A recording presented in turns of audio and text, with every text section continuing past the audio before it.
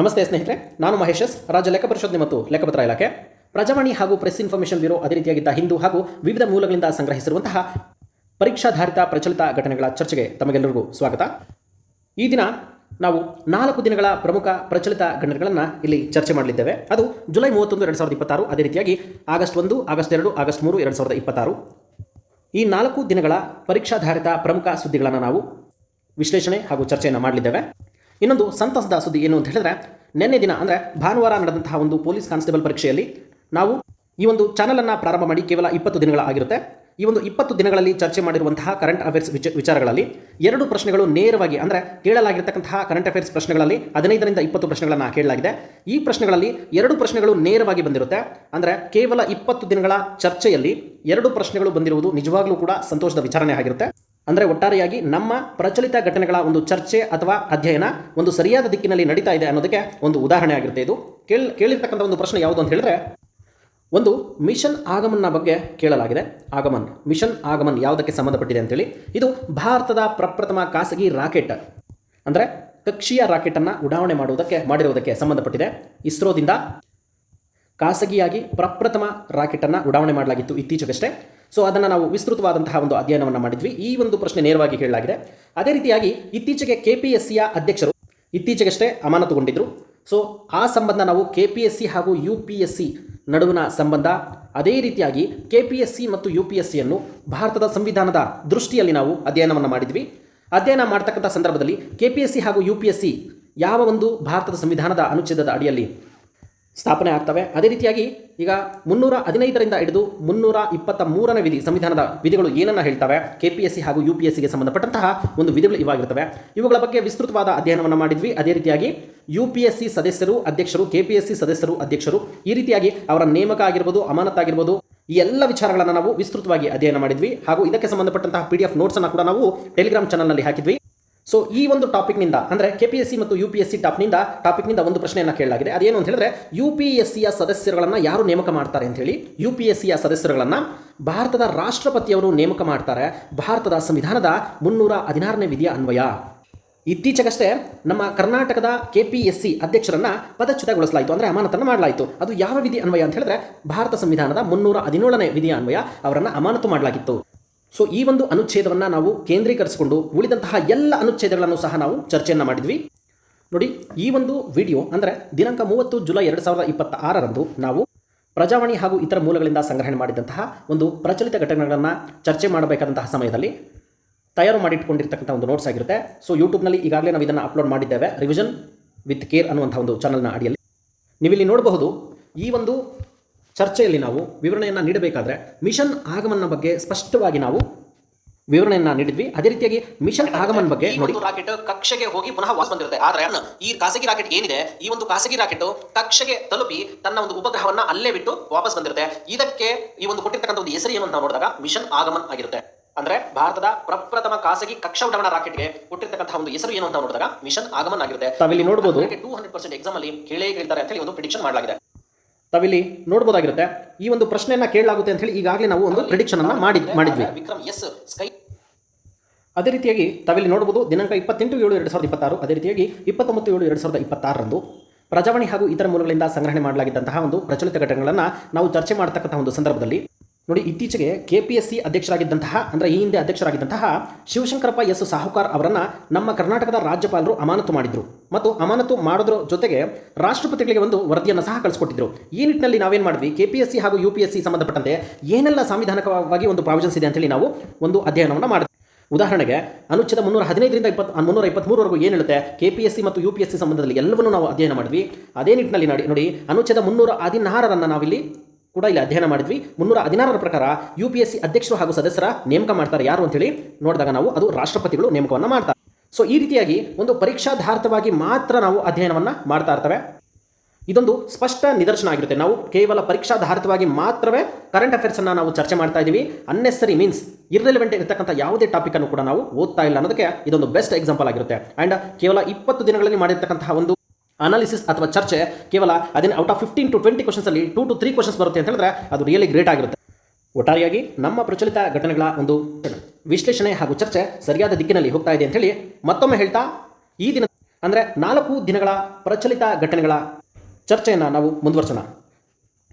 ನೋಡಿ, ಮೊದಲನೇದಾಗಿ ಜುಲೈ 31, 2026 ಪ್ರಜಾವಾಣಿ ಪತ್ರಿಕೆಯನ್ನು ನಾವು ನೋಡೋಣ.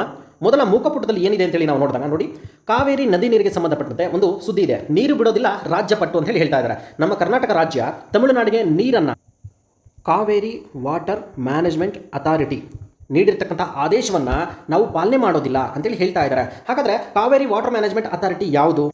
ಅದೇ ರೀತಿಯಾಗಿ ನಾವು ನೋಡಿದಾಗ ಕಾವೇರಿ ವಾಟರ್ ರೆಗ್ಯುಲೇಟಿಂಗ್ ಕಮಿಟಿ ಅಂತೇಳಿ ಇನ್ನೊಂದು ಬರುತ್ತೆ. ಈ ಕಾವೇರಿ ವಾಟರ್ ರೆಗ್ಯುಲೇಟರಿ ಕಮಿಟಿ ಯಾವುದು ಹಾಗೂ ಕಾವೇರಿ ವಾಟರ್ ಮ್ಯಾನೇಜ್ಮೆಂಟ್ ಅಥಾರಿಟಿ ಯಾವುದು ಅಂತೇಳಿ ನಾವು ಡೀಟೇಲ್ಡ್ ಸ್ಟಡಿ ಮಾಡಬೇಕಾಗುತ್ತೆ. ಇಲ್ಲಿ ಕಾವೇರಿ ವಾಟರ್ ಮ್ಯಾನೇಜ್ಮೆಂಟ್ ಅಥಾರಿಟಿ ಈ ಒಂದು ಆದೇಶವನ್ನು ಕೊಟ್ಟಿದೆ. ಏನು ಆದೇಶ ಕೊಟ್ಟಿದೆ? 3500 ಕ್ಯೂಸೆಕ್ ನೀರನ್ನು ಪ್ರತಿನಿತ್ಯವೂ ಸಹ 15 ದಿನಗಳ ಕಾಲ ತಮಿಳುನಾಡಿಗೆ ಬಿಡಬೇಕು ಅಂತೇಳಿ ಕರ್ನಾಟಕ ರಾಜ್ಯ ಸರ್ಕಾರಕ್ಕೆ ಕಾವೇರಿ ವಾಟರ್ ಮ್ಯಾನೇಜ್ಮೆಂಟ್ ಅಥಾರಿಟಿ ಆದೇಶ ಮಾಡಿದೆ. ಇದು ಯಾರ ವರದಿಯ ಆಧಾರದ ಮೇಲೆ ಈ ಒಂದು ಶಿಫಾರಸನ್ನು ಮಾಡಿದೆ, ಆದೇಶವನ್ನು ಮಾಡಿದೆ ಅಂತೇಳಿ ನೋಡೋದಾದ್ರೆ ನಾವು ಕಾವೇರಿ ವಾಟರ್ ರೆಗ್ಯುಲೇಟಿಂಗ್ ಕಮಿಟಿ ಏನಿದೆ, ಈ ಒಂದು ಸಮಿತಿಯ ಶಿಫಾರಸ್ಸಿನ ಮೇರೆಗೆ ಕಾವೇರಿ ವಾಟರ್ ಮ್ಯಾನೇಜ್ಮೆಂಟ್ ಅಥಾರಿಟಿ ಅಂದರೆ ಕಾವೇರಿ ನೀರು ನಿರ್ವಹಣಾ ಪ್ರಾಧಿಕಾರ ಈ ಒಂದು ಆದೇಶವನ್ನು ಮಾಡಿತ್ತು. ಈ ನಿಟ್ಟಿನಲ್ಲಿ ನಮ್ಮ ಕರ್ನಾಟಕ ರಾಜ್ಯ ಸರ್ಕಾರ ನಾವು ನೀರನ್ನು ಬಿಡೋದಿಲ್ಲ. ಕಾರಣ ಯಾಕೆ ಅಂತ ನೋಡಿದಾಗ ನಮ್ಮ ಕರ್ನಾಟಕದಲ್ಲಿ ಕುಡಿಯೋದಕ್ಕೇ ನೀರು ಸಮಸ್ಯೆ ಇದೆ, ಕುಡಿಯೋದಕ್ಕೆ ಬರಗಾಲ ಇದೆ. ಹೀಗಿದ್ದಾಗ ನಾವು ತಮಿಳುನಾಡಿಗೆ ನೀರು ಬಿಡ್ತಕ್ಕಂತಹ ಒಂದು ಅಂಶವೇ ಬರೋದಿಲ್ಲ ಅಂತ ಹೇಳಿ ಹೇಳ್ತಾ ಇದ್ದಾರೆ. ಈ ಒಂದು ಸುದ್ದಿಗೆ ಸಂಬಂಧಪಟ್ಟಂತೆ ಕಾವೇರಿ ವಾಟರ್ ಮ್ಯಾನೇಜ್ಮೆಂಟ್ ಅಥಾರಿಟಿ ಯಾರು ಸ್ಥಾಪನೆ ಮಾಡಿದ್ರು ಹಾಗೂ ಕಾವೇರಿ ವಾಟರ್ ರೆಗ್ಯುಲೇಟಿಂಗ್ ಕಮಿಟಿ ಯಾವ ರೀತಿ ಅಸ್ತಿತ್ವಕ್ಕೆ ಬಂತು, ಅದೇ ರೀತಿಯಾಗಿ ಸುಪ್ರೀಂ ಕೋರ್ಟ್ ಈ ವಿಚಾರಗಳಲ್ಲಿ ಏನು ಹೇಳಿದೆ, ಅದೇ ರೀತಿಯಾಗಿ ಸಂಸತ್ತಿಗೆ ಇರತಕ್ಕಂಥ ಅಧಿಕಾರಗಳೇನು ಈ ಒಂದು ಅಂತಾರಾಜ್ಯ ನದಿ ನೀರಿನ ವಿವಾದಗಳಲ್ಲಿ, ಹಾಗೂ ಬಹು ಮುಖ್ಯವಾಗಿ ತಮಿಳುನಾಡು ಇಲ್ಲಿ ವಿರೋಧ ಮಾಡ್ತಾ ಇರತಕ್ಕಂಥದ್ದು ಮೇಕೆದಾಟು ಯೋಜನೆಯನ್ನು. ಅಂದರೆ ಕನಕಪುರದ ಬಳಿ ಒಂದು ನಾವೇನು ಕರ್ನಾಟಕ ರಾಜ್ಯ ಸರ್ಕಾರ ಒಂದು ಡ್ಯಾಮನ್ನು ಕನ್ಸ್ಟ್ರಕ್ಟ್ ಮಾಡೋದಕ್ಕೆ ಉದ್ದೇಶಪಟ್ಟಿದೆ. ಸೊ ಆ ಒಂದು ಡ್ಯಾಮನ್ನು ಕನ್ಸ್ಟ್ರಕ್ಟ್ ಮಾಡಬಾರ್ದು ಅಂತ ಹೇಳಿ ತಮಿಳುನಾಡು ಸರ್ಕಾರ ತುಂಬ ವಿರೋಧವನ್ನು ವ್ಯಕ್ತಪಡಿಸ್ತಾ ಇದೆ. ಹಾಗಾದರೆ ಈ ಒಂದು ವಿವಾದ ಏನು ಎಲ್ಲವನ್ನೂ ಸಹ ನಾವು ನೋಟ್ಸ್ನಲ್ಲಿ ವಿವರವಾಗಿ ನೀಡಿದ್ದೇವೆ ಹಾಗೂ ಅಲ್ಲಿ ಚರ್ಚೆಯನ್ನು ನಾವು ಮಾಡೋಣ. ಇನ್ನು ಮುಂದುವರೆದು ಈ ಒಂದು ಪ್ರಜಾವಾಣಿಯ ಮುಖಪಟ್ಟದಲ್ಲಿ ನಮ್ಮ ಪರೀಕ್ಷಾಧಾರಿತವಾಗಿ ಇರತಕ್ಕಂಥ ಸುದ್ದಿಗಳನ್ನು ನಾವು ನೋಡೋದಾದ್ರೆ ನೋಡಿ, ಹೈಕಮಾಂಡ್ ಕೈಯಲ್ಲಿ ಸಂಭಾವ್ಯ ಭವಿಷ್ಯ ಅಂತಿದೆ, ಇದು ಪರೀಕ್ಷೆಗೆ ಬರೋದಿಲ್ಲ. ನಂತರ KPSC ನೇಮಕಾತಿಗೆ UPSC ಮಾದರಿ ಅಂತ ಹೇಳಿ ಹೇಳಲಾಗ್ತಿದೆ. ಸೊ ಈಗಾಗಲೇ ನಾವು ಚರ್ಚೆ ಮಾಡಿದಂತೆ UPSC ಹಾಗೂ KPSCಗೆ ಸಂಬಂಧಪಟ್ಟಂತೆ ನಾವು ವೈಜ್ಞಾನಿಕವಾಗಿ ಅಂದರೆ ಭಾರತದ ಸಂವಿಧಾನದಲ್ಲಿ ಇಲ್ಲಿ ಏನೆಲ್ಲ ಉಲ್ಲೇಖಗಳಾಗಿದ್ದಾವೆ, ಇದಕ್ಕೆ ಇರತಕ್ಕಂಥ ನಿಬಂಧನೆಗಳು, ಭಾರತ ಸಂವಿಧಾನದಲ್ಲಿ ಉಲ್ಲೇಖ ಮಾಡಿರ್ತಕ್ಕಂತಹ ಉಪಬಂಧಗಳು ಯಾವುವು ಎಲ್ಲವನ್ನೂ ಸಹ ನೋಟ್ಸಲ್ಲಿ ನೋಡೋಣ. ಈಗಾಗಲೇ ನಾವು ಚರ್ಚೆ ಮಾಡಿದ್ರೂ ಸಹ ಪ್ರತಿನಿತ್ಯ ಇದು ಸುದ್ದಿಯಲ್ಲಿ ಇರೋದ್ರಿಂದ ನಾವು ಪ್ರತಿನಿತ್ಯವೂ ಸಹ ರಿವಿಷನನ್ನು ಮಾಡ್ತಾ ಹೋಗೋಣ. ಇನ್ನು ಉಳಿದಂತೆ ಈ ಪುಟದಲ್ಲಿ ಪರೀಕ್ಷಾಧಾರಿತವಾಗಿ ಯಾವುದೇ ಸುದ್ದಿಗಳು ಸಹ ಪ್ರಾಮುಖ್ಯತೆಯನ್ನು ಪಡ್ಕೊಳ್ಳೋದಿಲ್ಲ. ನಂತರ ಕಾವೇರಿ ನದಿಗಳಿದು ರೈತರ ಪ್ರತಿಭಟನೆ ನೋಡಿ, ಈ ಸುದ್ದಿ ತುಂಬ ಪ್ರಾಮುಖ್ಯತೆಯನ್ನು ಪಡ್ಕೊಡುತ್ತೆ. ಆದರೆ ಒಟ್ಟಾರೆಯಾಗಿ ಈ ಒಂದು ಕಾವೇರಿ ನದಿ ನೀರಿನ ಸುದ್ದಿ ಬಂದಾಗ ನಾವು ಕೇವಲ ಆ ಒಂದು ಸುದ್ದಿಯ ರೀತಿ ಓದದೇನೆ ನಮ್ಮ ಪರೀಕ್ಷಾಧಾರಿತವಾಗಿ ಅಂದರೆ ಒಟ್ಟಾರೆಯಾಗಿ ಅದರ ಹಿನ್ನೆಲೆ ಏನು, ಸಂವಿಧಾನಾತ್ಮಕ ಅಂಶಗಳು ಯಾವ್ಯಾವ ರೀತಿ ಇದ್ದಾವೆ, ಏನೇನಿದ್ದಾವೆ, ಮತ್ತು ನ್ಯಾಯಾಲಯದ ತೀರ್ಪುಗಳು ಯಾವ ರೀತಿ ಬಂದಿದ್ದಾವೆ, ಮತ್ತು ಪರೀಕ್ಷೆಯಲ್ಲಿ ಯಾವುದೆಲ್ಲ ಪ್ರಶ್ನೆಗಳನ್ನು ಕೇಳಬಹುದು. ಸೊ ಇವೆಲ್ಲವನ್ನು ಅರ್ಥ ಮಾಡಿಕೊಂಡಾಗ ಮಾತ್ರ ನಾವು ಆ ಒಂದು ಸುದ್ದಿ ಪರಿಪೂರ್ಣ ಆಗುತ್ತೆ. ಸೊ ಈ ನಿಟ್ಟಿನಲ್ಲಿ ಈ ಒಂದು ಕಾವೇರಿ ನದಿ ನೀರಿಗೆ ಸಂಬಂಧಪಟ್ಟಂತೆ ನಾವು ಎಂಡ್ ಟು ಎಂಡ್ ಅಂದರೆ ಸಂಪೂರ್ಣವಾಗಿ ಪರೀಕ್ಷೆಯಲ್ಲಿ ಯಾವೆಲ್ಲ ಪ್ರಶ್ನೆಗಳನ್ನು ಕೇಳ್ಬೋದು ಅದನ್ನು ಚರ್ಚೆ ಮಾಡೋಣ. ಒಟ್ಟಾರೆಯಾಗಿ ಮತ್ತೆ ಹೇಳ್ತಾ ಇದ್ದೀನಿ, ಈ ಒಂದು ಕಾವೇರಿ ನದಿ ನೀರಿನ ಒಂದು ಸುದ್ದಿ ಪ್ರತಿನಿತ್ಯವೂ ಸಹ ಬರ್ತಾ ಇದೆ. ಇದೊಂಥರ ಹಾಟ್ ಬರ್ನಿಂಗ್ ಟಾಪಿಕ್ ಅಂತಲೇ ಹೇಳ್ಬೋದು ನಮ್ಮ ಒಂದು ಸ್ಪರ್ಧಾರ್ಥಿಗಳಿಗೆ. ನಂತರ ಈ ಒಂದು ಪುಟದಲ್ಲಿ ನೋಡೋದಾದರೆ ನಾವು ನೋಡಿ, ಪರೀಕ್ಷಾಧಾರಿತವಾಗಿ ಯಾವುದೇ ರೀತಿಯಾಗಿರ್ತಕ್ಕಂಥ ಒಂದು ಸುದ್ದಿ ಇಲ್ಲಿ ಇರೋದಿಲ್ಲ. ನಂತರದ ಪುಟದಲ್ಲಿ ನೋಡಿ, ಮಾಹಿತಿ ಸಂಗ್ರಹವೇ ಸವಾಲು ಅಂತೇಳಿ ಹೇಳಲಾಗ್ತಾ ಇದೆ. ನಮ್ಮ ಕರ್ನಾಟಕ ರಾಜ್ಯ ಸರ್ಕಾರದ ಪ್ರತಿಷ್ಠಿತ ಗ್ಯಾರಂಟಿ ಯೋಜನೆಗಳಲ್ಲಿ ಒಂದಾಗಿರ್ತಕ್ಕಂತಹ ಗೃಹ ಜ್ಯೋತಿ ಯೋಜನೆಗೆ ಸಂಬಂಧಪಟ್ಟಂತೆ ಮಾಹಿತಿಯನ್ನು ಸಂಗ್ರಹಣೆ ಮಾಡೋದಕ್ಕೆ ತುಂಬ ಸವಾಲಾಗ್ತಿದೆ ಅಂತೇಳಿ ಹೇಳ್ತಿದ್ದಾರೆ. ಈ ಸಂಬಂಧ ನಮಗೆ ಪರೀಕ್ಷೆಯಲ್ಲಿ ಪ್ರಶ್ನೆಗಳನ್ನು ಕೇಳ್ತಕ್ಕಂತಹ ಒಂದು ಚಾನ್ಸಸ್ ತುಂಬಾ ರೇರ್. ಆದರೆ ನಾವು ಇಲ್ಲಿ ಡೈರೆಕ್ಟ್ ಕ್ವಶನ್ಸನ್ನು ಎಕ್ಸ್ಪೆಕ್ಟ್ ಮಾಡಿದೆ, ಇಂಡೈರೆಕ್ಟ್ ಕ್ವಶನ್ಸನ್ನು ಎಕ್ಸ್ಪೆಕ್ಟ್ ಮಾಡ್ಬೋದು. ಲೈಕ್ ಯಾವ ರೀತಿ ಅಂತ ಹೇಳಿದ್ರೆ, ಕರ್ನಾಟಕ ರಾಜ್ಯ ಸರ್ಕಾರದಲ್ಲಿ 5 ರೀತಿಯಾಗಿರ್ತಕ್ಕಂಥ ಒಂದು ಗ್ಯಾರಂಟಿ ಯೋಜನೆಗಳಿದೆ. ಉದಾಹರಣೆಗೆ ಅನ್ನಭಾಗ್ಯ ಯೋಜನೆ. ಈ ಒಂದು ಅನ್ನಭಾಗ್ಯ ಯೋಜನೆ ಆಹಾರ ಮತ್ತು ನಾಗರಿಕ ಸರಬರಾಜು ಇಲಾಖೆಯಿಂದ ಅನುಷ್ಠಾನಗೊಳ್ಳುತ್ತೆ. ಅದೇ ರೀತಿಯಾಗಿ ಈ ಒಂದು ಗೃಹ ಜ್ಯೋತಿ ಯೋಜನೆ ಇಂಧನ ಇಲಾಖೆಯಿಂದ ಅನುಷ್ಠಾನಗೊಳ್ಳುತ್ತೆ. ಅದೇ ರೀತಿಯಾಗಿ ಯುವ ನಿಧಿ ಯೋಜನೆ ಹೊಂದಿದೆ. ಯುವ ನಿಧಿ ಯೋಜನೆಯು ಸಹ ಸ್ಕಿಲ್ ಡೆವಲಪ್ಮೆಂಟ್ ಇಲಾಖೆಯಿಂದ ಅನುಷ್ಠಾನಗೊಳ್ಳುತ್ತೆ. ಹಾಗೂ ಮಹಿಳಾ ಮತ್ತು ಮಕ್ಕಳ ಕಲ್ಯಾಣ ಇಲಾಖೆಯ ವತಿಯಿಂದ ಗೃಹ ಲಕ್ಷ್ಮಿ ಯೋಜನೆ ಅನುಷ್ಠಾನಗೊಳ್ಳುತ್ತೆ. ಹಾಗೂ ಕೊನೆಯದಾಗಿ ಒಂದು ಶಕ್ತಿ ಯೋಜನೆ ಇದೆ. ಈ ಒಂದು ಶಕ್ತಿ ಯೋಜನೆ KSRTC ಇಲಾಖೆಯ ವತಿಯಿಂದ ಅನುಷ್ಠಾನಗೊಳ್ಳುತ್ತೆ. ಸೊ ಒಟ್ಟಾರೆಯಾಗಿ ನಮಗೆ ನೇರ ಪ್ರಶ್ನೆಗಳು ಬರದೇ ಇದ್ದರೂ ಸಹ ಇಲ್ಲಿ ಇಂಡೈರೆಕ್ಟ್ ಪ್ರಶ್ನೆಗಳು ಬರ್ತವೆ. ಇಲ್ಲಿ ಗೃಹ ಜ್ಯೋತಿಗೆ ಸಂಬಂಧಪಟ್ಟಂತೆ ಇದೊಂದು ಪಂಚ ಗ್ಯಾರಂಟಿಗಳಲ್ಲಿ ಒಂದು ಯೋಜನೆ ಆಗಿದೆ. ನಂತರ ಅನ್ನಭಾಗ್ಯ ಬರುತ್ತೆ, ಅನ್ನಭಾಗ್ಯ. ಆನಂತರ ಶಕ್ತಿ ಯೋಜನೆ ಇದೆ. ಆನಂತರ ಯುವ ನಿಧಿ ಯೋಜನೆ ಇದೆ, ಯುವ ನಿಧಿ ಯೋಜನೆ. ಆನಂತರ ಗೃಹಲಕ್ಷ್ಮಿ ಇದೆ, ಗೃಹಲಕ್ಷ್ಮಿ ಯೋಜನೆ. ಸೊ ಕೊನೆಗೆ ಗೃಹ ಜ್ಯೋತಿ ಇದೆ. ಸೊ ಈ ರೀತಿಯಾಗಿ ಒಂದು ನಾವು ಇಂಡೈರೆಕ್ಟ್ ಆಗಿ ನಾವು ಓದ್ಕೊಂಡು ಹೋಗಬೇಕಾಗುತ್ತೆ. ಆ್ಯಂಡ್ ಡೈರೆಕ್ಟಾಗಿ ಕೇವಲ ಯೋಜನೆಗಳನ್ನು ಓದ್ಕೊಂಡ್ರೆ ಮಾತ್ರ ಸಾಲೋದಿಲ್ಲ. ಆ ಫಲಾನುಭವಿಗಳ ಒಂದು ಅಂಕಿಅಂಶಗಳನ್ನು ಸಹ ನಾವು ಕಡ್ಡಾಯವಾಗಿ ನೆನಪಲ್ಲಿ ಇಟ್ಕೋಬೇಕಾಗುತ್ತೆ. ಬಿಕಾಸ್ ಯಾಕೆ ಹೇಳ್ತಾ ಇದ್ದೀನಿ ಅಂತ ಹೇಳಿದ್ರೆ 2024ರ ಗೆಜೆಟೆಡ್ ಪ್ರೊಬೇಷನರ್ಸ್ ಎಕ್ಸಾಮ್ಸ್ ಏನಿದೆ KS ಎಕ್ಸಾಮು, ಅದರಲ್ಲಿ KSRTC ಇಲಾಖೆಯಿಂದ ಅನುಷ್ಠಾನಗೊಳ್ತಕ್ಕಂತಹ ಒಂದು ಯೋಜನೆ ಆಗಿರತಕ್ಕಂಥ ಶಕ್ತಿ ಯೋಜನೆಯ ಬಗ್ಗೆ ಒಂದು ಅಂಕಿಅಂಶಗಳ ಸಮೇತವಾಗಿ ಅವನು ಪ್ರಿಲಿಮ್ಸ್ನಲ್ಲಿ ಪ್ರಶ್ನೆಯನ್ನು ಕೇಳಿದ್ದ. ಅಂದರೆ ಎಷ್ಟು ಸರಿಸುಮಾರು ಫಲಾನುಭವಿಗಳು ಈ ಒಂದು ಶಕ್ತಿ ಯೋಜನೆಯನ್ನು ಒಂದು ನಿರ್ದಿಷ್ಟ ದಿನಾಂಕಕ್ಕೆ ಪಡ್ಕೊಂಡಿದ್ರು ಅಂತ ಹೇಳಿ ಕೇಳಿದ್ದ. ಬೇಕಾದ್ರೆ ನೀವು 2024ರ ಪ್ರಿಲಿಮ್ಸ್ KS ಕ್ವಶನ್ ಪೇಪರನ್ನು ತೆಗೆದು ನೋಡ್ಬೋದಾಗಿರುತ್ತೆ. ನಂತರದ ಸುದ್ದಿ, ಅಧಿಕಾರಿ ಮೇಲೆ ಹಲ್ಲಿ ಇಬ್ಬರಿ ಬಂಧನ ಅಂತೇಳಿ ಹೇಳ್ತಿದ್ದಾರೆ, ಇದು ಪರೀಕ್ಷೆಗೆ ಬರೋದಿಲ್ಲ. ನಂತರ ಮಾದಕ ವಸ್ತು ವಿವಿಧೆಡೆ ತಪಾಸಣೆ ಅಂತೇಳಿ ಹೇಳ್ತಿದ್ದಾರೆ, ಇದು ಬರೋದಿಲ್ಲ.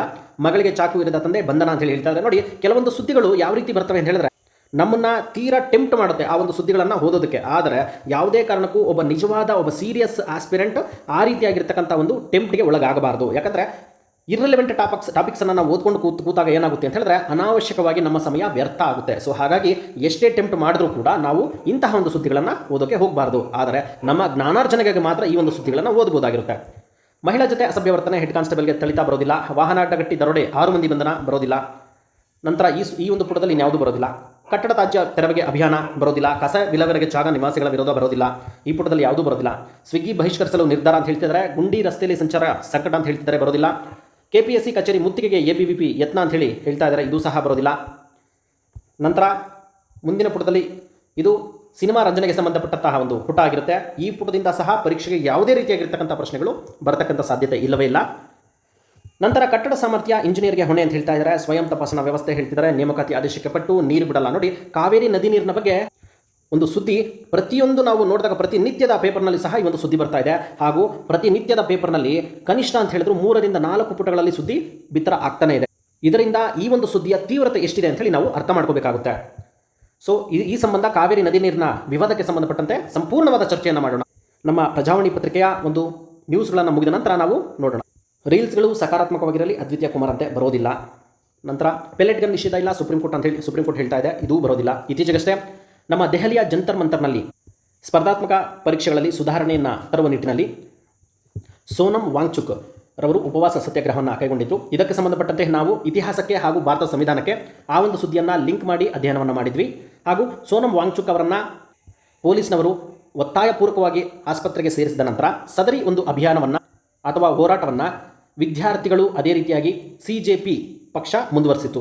ಈ ನಿಟ್ಟಿನಲ್ಲಿ ಉಂಟಾದಂತಹ ಹಲವಾರು ಗಲಭೆಗಳಲ್ಲಿ ಒಂದು ಪೆಲೆಟ್ ಗನ್ನನ್ನು ಬಳಕೆ ಮಾಡಲಾಗಿರುತ್ತೆ. ಸೊ ಇದನ್ನು ನಿಷೇಧ ಮಾಡೋದಿಲ್ಲ ಅಂತೇಳಿ ಈಗ ಹೇಳ್ತಾ ಇದ್ದಾರೆ. ಇದು ಪರೀಕ್ಷಾ ದೃಷ್ಟಿಯಲ್ಲಿ ಯಾವುದೇ ಒಂದು ಪ್ರಾಮುಖ್ಯತೆಯನ್ನು ಪಡ್ಕೊಳ್ಳೋದಿಲ್ಲ. ನಂತರ ಒಂದೇ ತಂಡದಿಂದ ಅನುವಾದ ಅಂತ ಹೇಳ್ತಿದ್ದಾರೆ, ಇದು ಸಹ ಬರೋದಿಲ್ಲ. ಒಂದೇ ಮಾತ್ರ ಮಸೂದೆಗೆ ಅಸ್ತು, ಇದು ತುಂಬ ಇಂಪಾರ್ಟೆಂಟ್ ಆಗುತ್ತೆ. ನೋಡಿ, ಈ ಒಂದು ಸುದ್ದಿ ಬಗ್ಗೆ ನಾವು ಈಗಾಗಲೇ ಚರ್ಚೆಯನ್ನು ಮಾಡಿದ್ದೇವೆ. ಯಾಕೆ ಅಂತ ಹೇಳಿದ್ರೆ 2024ರಲ್ಲಿ ಒಂದು ಮಸೂದೆಯನ್ನು ಅಂದರೆ ಕಾಯ್ದೆಯನ್ನು ಜಾರಿಗೆ ತಂದಿದ್ದರು. ಆ ಒಂದು ಕಾಯ್ದೆಗೆ 1974ರಲ್ಲಿ ಒಂದು ಕಾಯ್ದೆಯನ್ನು ಜಾರಿಗೆ ತಂದಿದ್ದರು. 1974ರಲ್ಲಿ ಆ ಕಾಯ್ದೆಗೆ ಪ್ರಸ್ತುತ ಏನು ಮಾಡ್ತಾ ಇದ್ದಾರೆ, ತಿದ್ದುಪಡಿಯನ್ನು ಮಾಡಿ ಹೊಸದಾದಂಥ ಒಂದು ನೂತನ ಕಾಯ್ದೆಯನ್ನು ನಮಗೆ ಪರಿಚಯಿಸಿದೆ. ಸೊ ಅದು ಇತ್ತೀಚೆಗಷ್ಟೇ ಭಾರತದ ಮೇಲ್ಮನೆಯಾಗಿರ್ತಕ್ಕಂತಹ ಒಂದು ರಾಜ್ಯಸಭೆಯಲ್ಲಿ ಈ ಒಂದು ಮಸೂದೆ ಪಾಸಾಗಿದೆ. ನೋಡಿ, ಇದಕ್ಕೆ ಸಂಬಂಧಪಟ್ಟಂತೆ ನೋಡಿ, ರಾಷ್ಟ್ರೀಯ ಗೀತೆ ವಂದೇ ಮಾತರಂ ಅವಮಾನಿಸುವುದು ಶಿಕ್ಷಾರ್ಹ ಅಪರಾಧ ಹೌದು ಎಂದು ಪರಿಗಣಿಸುವ ಮಸೂದೆಯನ್ನು ವ್ಯಾಪಕ ಗದ್ದಲದ ನಡುವೆ ಲೋಕಸಭೆಯಲ್ಲಿ ಗುರುವಾರ ಅಂಗೀಕಾರಗೊಂಡಿದೆ. ನೋಡಿ, ಇತ್ತೀಚೆಗಷ್ಟೇ ನಾವು ಚರ್ಚೆಯನ್ನು ಮಾಡಿದ್ವಿ. ಅದು ಯಾವಾಗ ಅಂತ ಹೇಳಿ ನೋಡಿದಾಗ ರಾಜ್ಯಸಭೆಯಲ್ಲಿ ಈ ಒಂದು ಮಸೂದೆ ಪಾಸ್ ಆಗಿತ್ತು. ಆ ಸಂದರ್ಭದಲ್ಲಿ ನಾವು ಚರ್ಚೆಯನ್ನು ಮಾಡಿದ್ವಿ. ಪ್ರಸ್ತುತ ಈ ಒಂದು ಬಿಲ್ ಅಥವಾ ಮಸೂದೆ ನಮ್ಮ ಕೆಳಮನೆಯಾಗಿರ್ತಕ್ಕಂತಹ ಲೋಕಸಭೆಯಲ್ಲಿ ಸಹ ಇದು ಅಂಗೀಕಾರಗೊಂಡಿದೆ. ಯಾವುದೇ ಒಂದು ಮಸೂದೆ ಎರಡೂ ಸದನಗಳಲ್ಲಿ ಅನುಮೋದನೆಗೊಂಡ ನಂತರ ಅಂತಿಮವಾಗಿ ಭಾರತದ ರಾಷ್ಟ್ರಪತಿಗಳ ಸಹಿಯೊಂದಿಗೆ ಅದು ಕಾಯ್ದೆಯಾಗಿ ರೂಪುಗೊಳ್ಳುತ್ತೆ. ಸೊ ಇಲ್ಲಿ ವಂದೇ ಮಾತರಂಗೆ ಸಂಬಂಧಪಟ್ಟಂತೆ ನೋಡಿ, ಇನ್ನು ಮುಂದುವರೆದ ಸುದ್ದಿಯನ್ನು ನೋಡೋಣ. ರಾಷ್ಟ್ರೀಯ ಗೌರವಕ್ಕೆ ಅವಮಾನ ತಡೆ ತಿದ್ದುಪಡಿ ಮಸೂದೆ 2026, ಇದು 1974ರ ಮುಂದುವರೆದ ಭಾಗ ಆಗಿರುತ್ತೆ. ಚೆನ್ನಾಗಿ ನೆನಪಲ್ಲಿಟ್ಕೊಳ್ಳಿ. ಈಗಾಗಲೇ ಈ ಒಂದು ಕಾಯ್ದೆಯನ್ನು ಜಾರಿಗೆ ತಂದಿದ್ದರು. ಈ ಒಂದು ಕಾಯ್ದೆಯ ಅನ್ವಯ ರಾಷ್ಟ್ರಗೀತೆ ಆಗಿರ್ಬೋದು, ರಾಷ್ಟ್ರಧ್ವಜ ಆಗಿರ್ಬೋದು, ಸಂವಿಧಾನ ಇತ್ಯಾದಿ ರಾಷ್ಟ್ರೀಯ ಚಿಹ್ನೆಗಳನ್ನು ಅಪವಿತ್ರಗೊಳಿಸೋದನ್ನು ಈ ಒಂದು ಕಾಯ್ದೆ ನಿಷೇಧ ಮಾಡುತ್ತೆ. ಸೊ ಇನ್ನು ಮುಂದೆ ಈ ಒಂದು ನಮ್ಮ ವಂದೇ ಮಾತರಂ ಗೀತೆಗೂ ಸಹ ಇದೇ ರೀತಿಯಾಗಿರ್ತಕ್ಕಂತಹ ಒಂದು ಗೌರವ ಸಿಗುತ್ತೆ. ನೋಡಿ, ಇಲ್ಲಿ ಹೇಳ್ತಾ ಇದ್ದಾರೆ, ಒಂದೇ ಜನಗಣಮನದ ಸ್ಥಾನಮಾನವೇ ವಂದೇ ಮಾತರಂಗೂ ಸಿಗಲಿದೆ. ವಂದೇ ಮಾತರಂಗೆ ಮಾಡುವ ಯಾವುದೇ ಅವಮಾನವನ್ನು ಕ್ರಿಮಿನಲ್ ಅಪರಾಧವಾಗಿದೆ. ಮಸೂದೆ ಕುರಿತಂತೆ ಕೆಳಮನೆ ಲೋಕಸಭೆಯಲ್ಲಿ ನಡೆದ ಸಂಕ್ಷಿಪ್ತ ಚರ್ಚೆಯಲ್ಲಿ 2 ಸಂಸದರು ಮಾತ್ರ ಪಾಲ್ಗೊಂಡರು. ಈ ವೇಳೆ ಮಾತನಾಡಿದಂತಹ ಕೇಂದ್ರ ಗೃಹ ಖಾತೆ ರಾಜ್ಯ ಸಚಿವ ನಿತ್ಯಾನಂದ ರೈ, ಇದೆಲ್ಲ ನಮಗೆ ಬೇಕಿಲ್ಲ, ಪರೀಕ್ಷೆಗೆ ಬರೋದಿಲ್ಲ, ಯಾರೇನು ಮಾತಾಡಿದ್ರು ಅಂತ ಹೇಳಿ ಅನಾವಶ್ಯಕವಾಗಿ ಸಮಯ ವ್ಯರ್ಥ ಮಾಡೋದು ಬೇಡ. ನೋಡಿ, ರಾಷ್ಟ್ರೀಯ ಮಸೂದೆ ಅವಮಾನ ತಡೆ ತಿದ್ದುಪಡಿ ಮಸೂದೆ ನೋಡಿ, ಇಲ್ಲಿ ಹೇಳ್ತಾ ಇದ್ದಾರೆ ತಿದ್ದುಪಡಿ ಮಸೂದೆ ಇದು. ಒಂದೇ ಮಾತರಂ ಹಾಡುವ ವೇಳೆ ಅವಮಾನವೆಸಗಿದರೆ 3 ವರ್ಷ ಜೈಲು ಹಾಗೂ ದಂಡ ವಿಧಿಸಲು ಅವಕಾಶ ಇರುತ್ತೆ. 2ನೇ ಸಲ ತಪ್ಪು ಪುನರಾವರ್ತನೆ ಆದರೆ 1 ವರ್ಷದವರೆಗೆ ಶಿಕ್ಷೆ ವಿಧಿಸಬಹುದಾಗಿರುತ್ತೆ.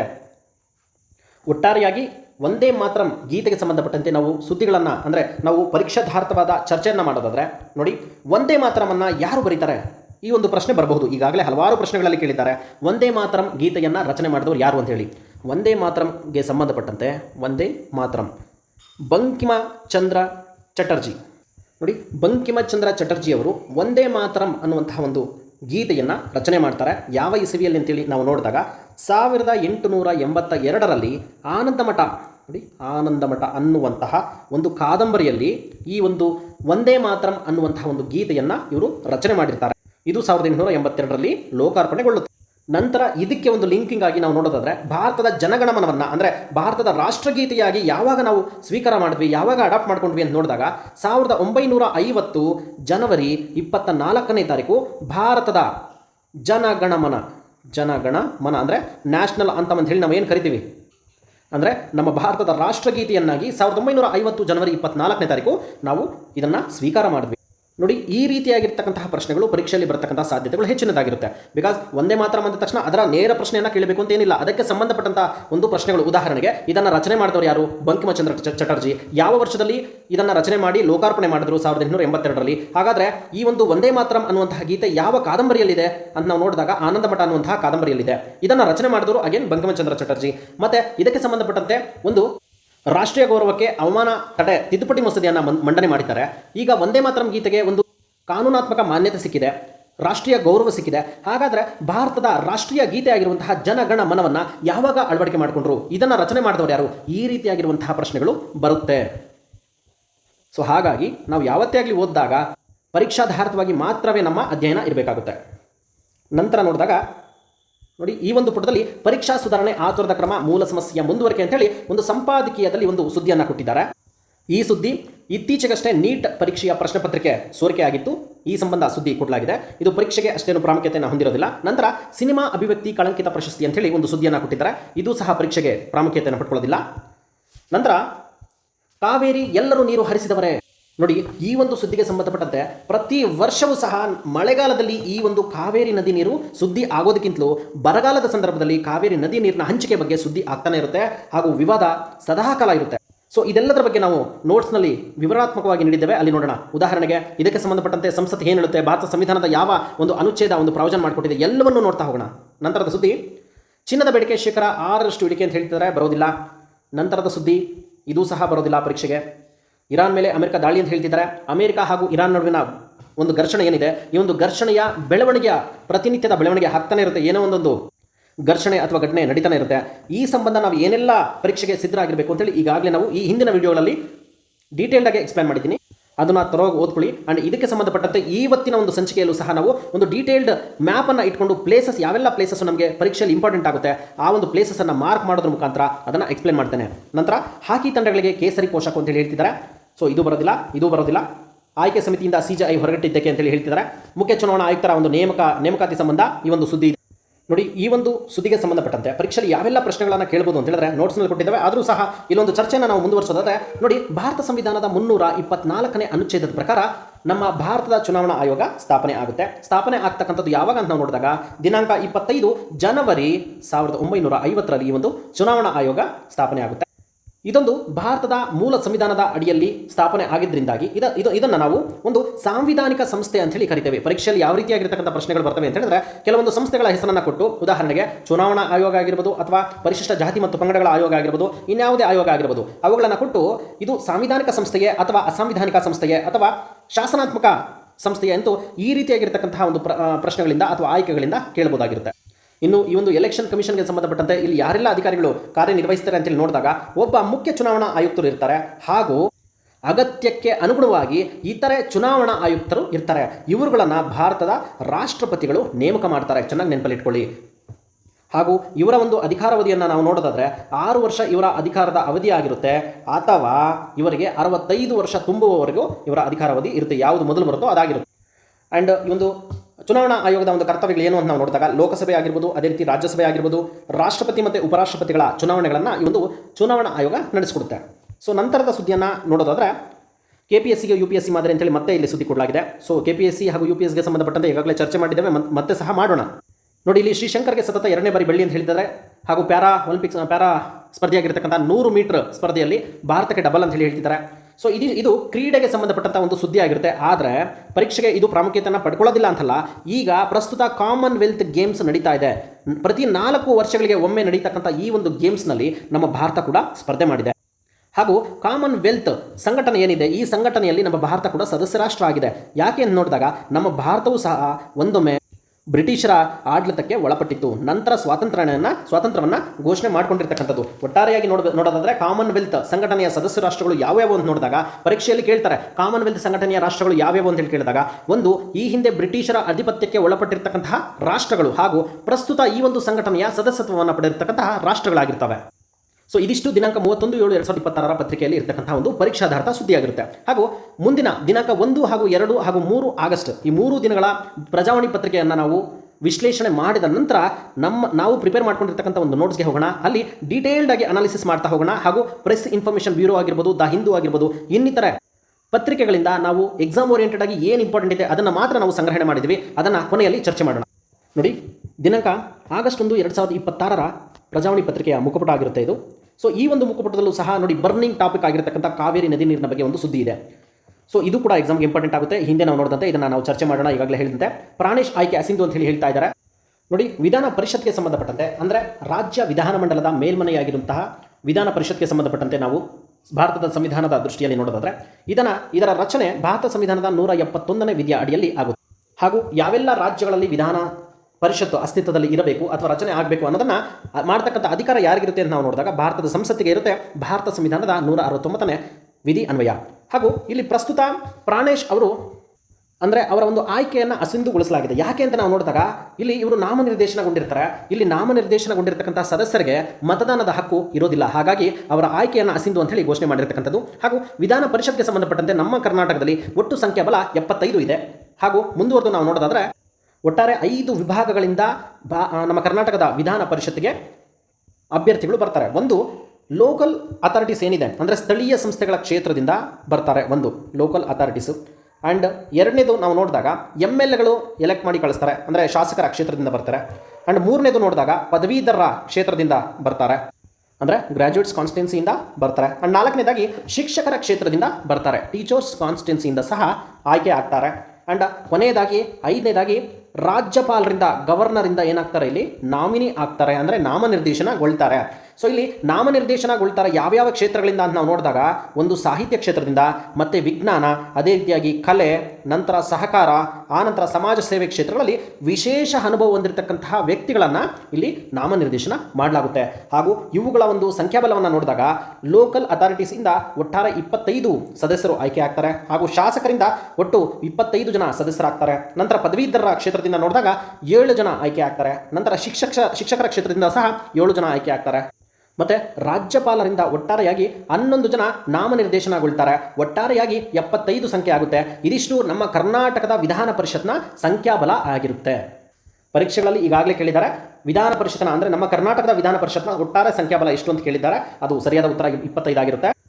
ಆ್ಯಂಡ್ ಒಟ್ಟಾರೆ ಪರೀಕ್ಷಾ ದೃಷ್ಟಿಯಿಂದ ನಾವು ಇನ್ನೊಂದು ವಿಚಾರವನ್ನು ಇಲ್ಲಿ ಚರ್ಚೆ ಮಾಡೋದಾದರೆ, ವಿಧಾನ ಪರಿಷತ್ತನ್ನು ಹೊಂದಿರುವಂತಹ ರಾಜ್ಯಗಳ ಸಂಖ್ಯೆ ಒಟ್ಟು ಎಷ್ಟು ಅಂತ ನೋಡಿದಾಗ ಒಟ್ಟು 6 ರಾಜ್ಯಗಳಲ್ಲಿ ಈ ಒಂದು ಮೇಲ್ಮನೆಯಾಗಿರುವಂತಹ ವಿಧಾನ ಪರಿಷತ್ ಅಸ್ತಿತ್ವದಲ್ಲಿದೆ. ಅದನ್ನು ನಾವು ನೋಡೋದಾದರೆ ಒಂದು ಆಂಧ್ರ ಪ್ರದೇಶ, ಎರಡನೇದಾಗಿ ತೆಲಂಗಾಣ, ನಂತರ ಕರ್ನಾಟಕ, ಆನಂತರ ಮಹಾರಾಷ್ಟ್ರ ಅಸ್ತಿತ್ವದಲ್ಲಿದೆ, ನಂತರ ಬಿಹಾರ, ಆನಂತರ UP ಉತ್ತರ ಪ್ರದೇಶ. ಸೊ ಈ 6 ರಾಜ್ಯಗಳಲ್ಲೂ ಸಹ ವಿಧಾನ ಪರಿಷತ್ ಅಸ್ತಿತ್ವದಲ್ಲಿದೆ. ಇದನ್ನು ಸುಲಭವಾಗಿ ನೆನಪಲ್ಲಿ ಇಟ್ಕೊಳ್ಳೋದಕ್ಕೆ ನಾವು ಒಂದು ಕೀವರ್ಡನ್ನು ಇಟ್ಕೋಬೇಕಾಗುತ್ತೆ. ಅದು ನೋಡಿ, ಉದಾಹರಣೆಗೆ KT ಅಂಬು, AMBU. ನೋಡಿ, ಕರ್ನಾಟಕ, ತೆಲಂಗಾಣ, ಆಂಧ್ರ ಪ್ರದೇಶ, ಮಹಾರಾಷ್ಟ್ರ, ಬಿಹಾರ ಹಾಗೂ ಉತ್ತರ ಪ್ರದೇಶ. ಪರೀಕ್ಷೆಗಳಲ್ಲಿ ಕೇಳಬಹುದು ವಿಧಾನ ಪರಿಷತ್ ಅನ್ನು ಹೊಂದಿರುವಂತಹ ರಾಜ್ಯಗಳು ಎಷ್ಟು ಅಂತ ಕೇಳಿದಾಗ ಒಟ್ಟು 6. ಹಾಗೂ ಆ ರಾಜ್ಯಗಳು ಯಾವುವು ಅಂತ ಕೇಳಿದಾಗ ಇದಿಷ್ಟು, ಅಂದರೆ ಕರ್ನಾಟಕ, ತೆಲಂಗಾಣ, ಆಂಧ್ರ ಪ್ರದೇಶ, ಮಹಾರಾಷ್ಟ್ರ, ಬಿಹಾರ ಹಾಗೂ ಉತ್ತರ ಪ್ರದೇಶ ಸರಿಯಾದ ಉತ್ತರ ಆಗಿರುತ್ತೆ.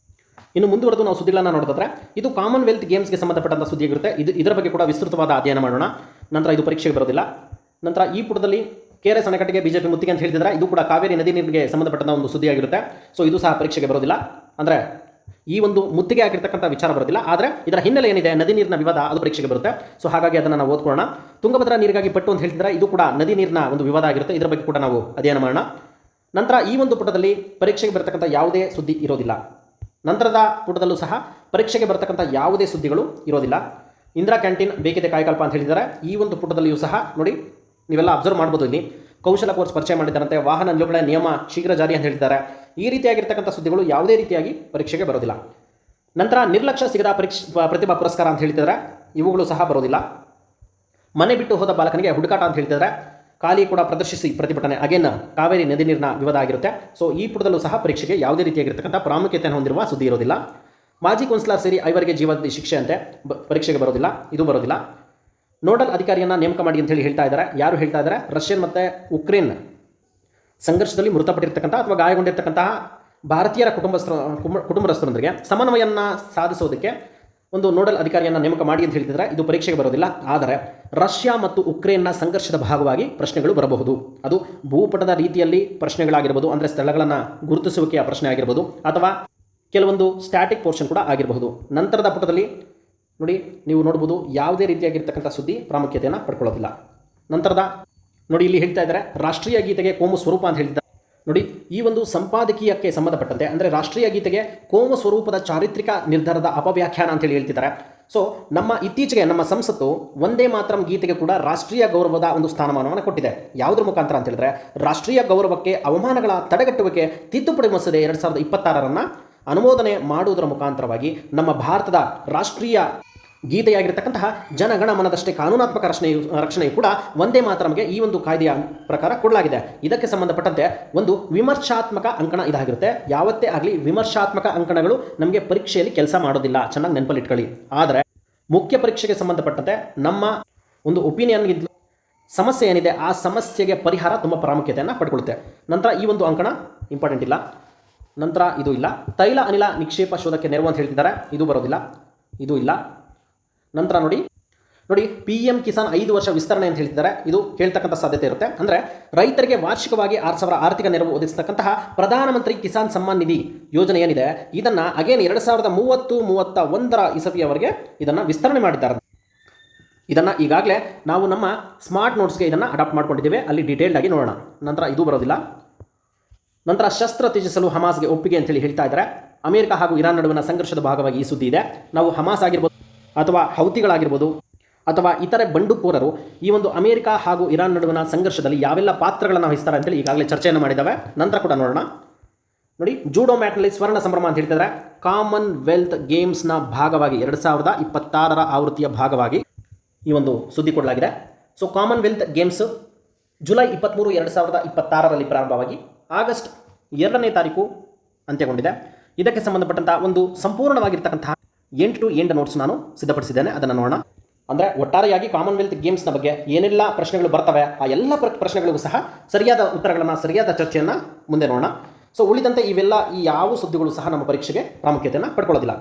ಇದಿಷ್ಟು ದಿನಾಂಕ 1/8/2026 ಪ್ರಜಾವಾಣಿ ಪತ್ರಿಕೆಯ ಸುದ್ದಿಗಳಾಗಿರುತ್ತೆ.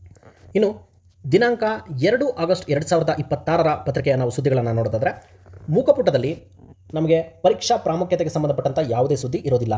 ಆದರೆ ಕಾಮನ್ವೆಲ್ತನ್ನು ನಾವು ನೋಡೋಣ, ಅದು ಇಂಪಾರ್ಟೆಂಟ್ ಇರುತ್ತೆ. ನಂತರದ ಸುದ್ದಿಯನ್ನು ನೋಡೋದಾದರೆ, ಕಸ ಸುರಿದ್ರೆ ವಾಹನ ಮುಟ್ಟುಗೋಲು ಅಂತ ಹೇಳ್ತಿದ್ದಾರೆ, ಬರೋದಿಲ್ಲ, ಇದು ಬರೋದಿಲ್ಲ, ಇದ್ಯಾವುದು ಸಹ ಬರೋದಿಲ್ಲ. ಜಿಜ್ಞಾಸು ಪ್ರಪಂಚಕ್ಕೆ ಬನ್ನಂಜೆ ದಾರಿದೀಪ ಅಂತ ಹೇಳ್ತಿದ್ದಾರೆ, ಬರೋದಿಲ್ಲ, ಇದೂ ಸಹ ಬರೋದಿಲ್ಲ. 9 ಕ್ಷೇತ್ರ ಅರ್ಧದಷ್ಟು ಮತದಾರರು ಲಭ್ಯರಿಲ್ಲ ಅಂತ ಹೇಳ್ತಾ ಇದ್ದಾರೆ, ಇದೂ ಸಹ ಪರೀಕ್ಷಾ ದೃಷ್ಟಿಯಿಂದ ಬರೋದಿಲ್ಲ. ಈ ಪುಟದಲ್ಲಿ ಉಳಿದಂತೆ ಇನ್ಯಾವುದೇ ಸುದ್ದಿಗಳು ಸಹ ಪರೀಕ್ಷಾ ದೃಷ್ಟಿಯಿಂದ ಪ್ರಾಮುಖ್ಯತೆಯನ್ನು ಪಡ್ಕೊಳ್ಳೋದಿಲ್ಲ. ನಂತರದ ಸುದ್ದಿಯನ್ನು ನೋಡೋದಾದರೆ, ಪೂಜಾ ನೆಪದಲ್ಲಿ 2.5 ಕೋಟಿಯನ್ನು ವಂಚನೆ ಮಾಡಲಾಗಿದೆಯಂತೆ, ಇದು ಬರೋದಿಲ್ಲ, ಇದು ಬರೋದಿಲ್ಲ. ನಂತರ ಇದು ಬರೋದಿಲ್ಲ. ಅನುಭವ ಮಂಟಪ ಕಾಮಗಾರಿಯನ್ನು ಪೂರ್ಣಗೊಳಿಸಿ ಅಂತ ಹೇಳ್ತಾರೆ, ಬರೋದಿಲ್ಲ, ಇದ್ಯಾವುದೂ ಬರೋದಿಲ್ಲ. ನಂತರ ವಾರಾಹಿ ಪಂಪ್ ಸ್ಟೋರೇಜ್ ಕೇಂದ್ರಕ್ಕೆ ಪ್ರಸ್ತಾಪ ಅಂತ ಹೇಳ್ತಾರೆ, ಪ್ರಸ್ತಾವ, ಅದು ಬರೋದಿಲ್ಲ, ಇದು ಇಲ್ಲ. ನೋಡಿ, ಯಾರೆಲ್ಲ ಸ್ಪರ್ಧಾರ್ಥಿಗಳಿದ್ದಾರೆ 150 PDO ಹಾಗೂ ಈ ಒಂದು ಪಂಚಾಯತ್ ರಾಜ್ ಇಲಾಖೆಯಲ್ಲಿ ಇನ್ನಿತರೆ ನೇಮಕಾತಿಗಳನ್ನು ಮಾಡಲಾಗುತ್ತೆ ಇನ್ನೊಂದು 3 ತಿಂಗಳಲ್ಲಿ ಅಂತೇಳಿ ಹೇಳ್ತಾ ಇದ್ದಾರೆ.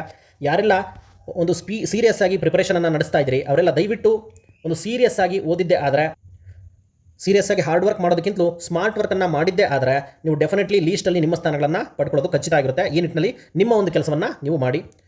ನೋಡಿ, ನಂತರ ಬಯಸಿದ್ದು ಕ್ಷಮೆಯಾಚನೆ ಕ್ಷಮಾಧಾನವಲ್ಲ ಅಂತ ಹೇಳ್ತಿದ್ದಾರೆ, ಇದು ಸಹ ಬರೋದಿಲ್ಲ.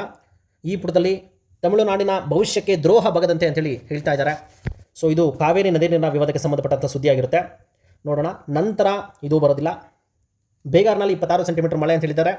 ಕೊಡಗು ತ್ರಿವೇಣಿ ಸಂಗಮ ಜಲಾವೃತ ಅಂತ ಹೇಳ್ತಿದ್ದಾರೆ, ಬರೋದಿಲ್ಲ. ಇದು ಕಾವೇರಿ ಹಾಗೂ ಕೃಷ್ಣಾ ನದಿ ನೀರಿಗೆ ಸಂಬಂಧಪಟ್ಟಂಥ ಸುದ್ದಿಯಾಗಿರುತ್ತೆ, ನೋಡೋಣ ನಂತರದಲ್ಲಿ.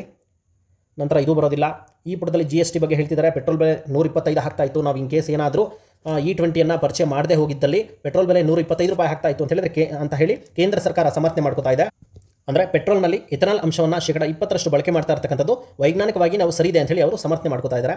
ನೋಡಿ, ಇಲ್ಲಿ ಇನ್ನೊಂದು ಸುದ್ದಿ ಇದೆ ನೋಡಿ. ಈ ಸುದ್ದಿಗೆ ಸಂಬಂಧಪಟ್ಟಂತೆ ಪರೀಕ್ಷೆಯಲ್ಲಿ ಡೆಫಿನೆಟ್ಲಿ ನಮಗೆ ಅಂತಾರಾಷ್ಟ್ರೀಯ ಒಂದು ಪ್ರಚಲಿತ ವಿದ್ಯಮಾನಗಳ ಅಡಿಯಲ್ಲಿ ನಮಗೆ ಪ್ರಶ್ನೆಯನ್ನು ಕೇಳ್ತಕ್ಕಂಥ ಸಾಧ್ಯತೆ ಇರುತ್ತೆ.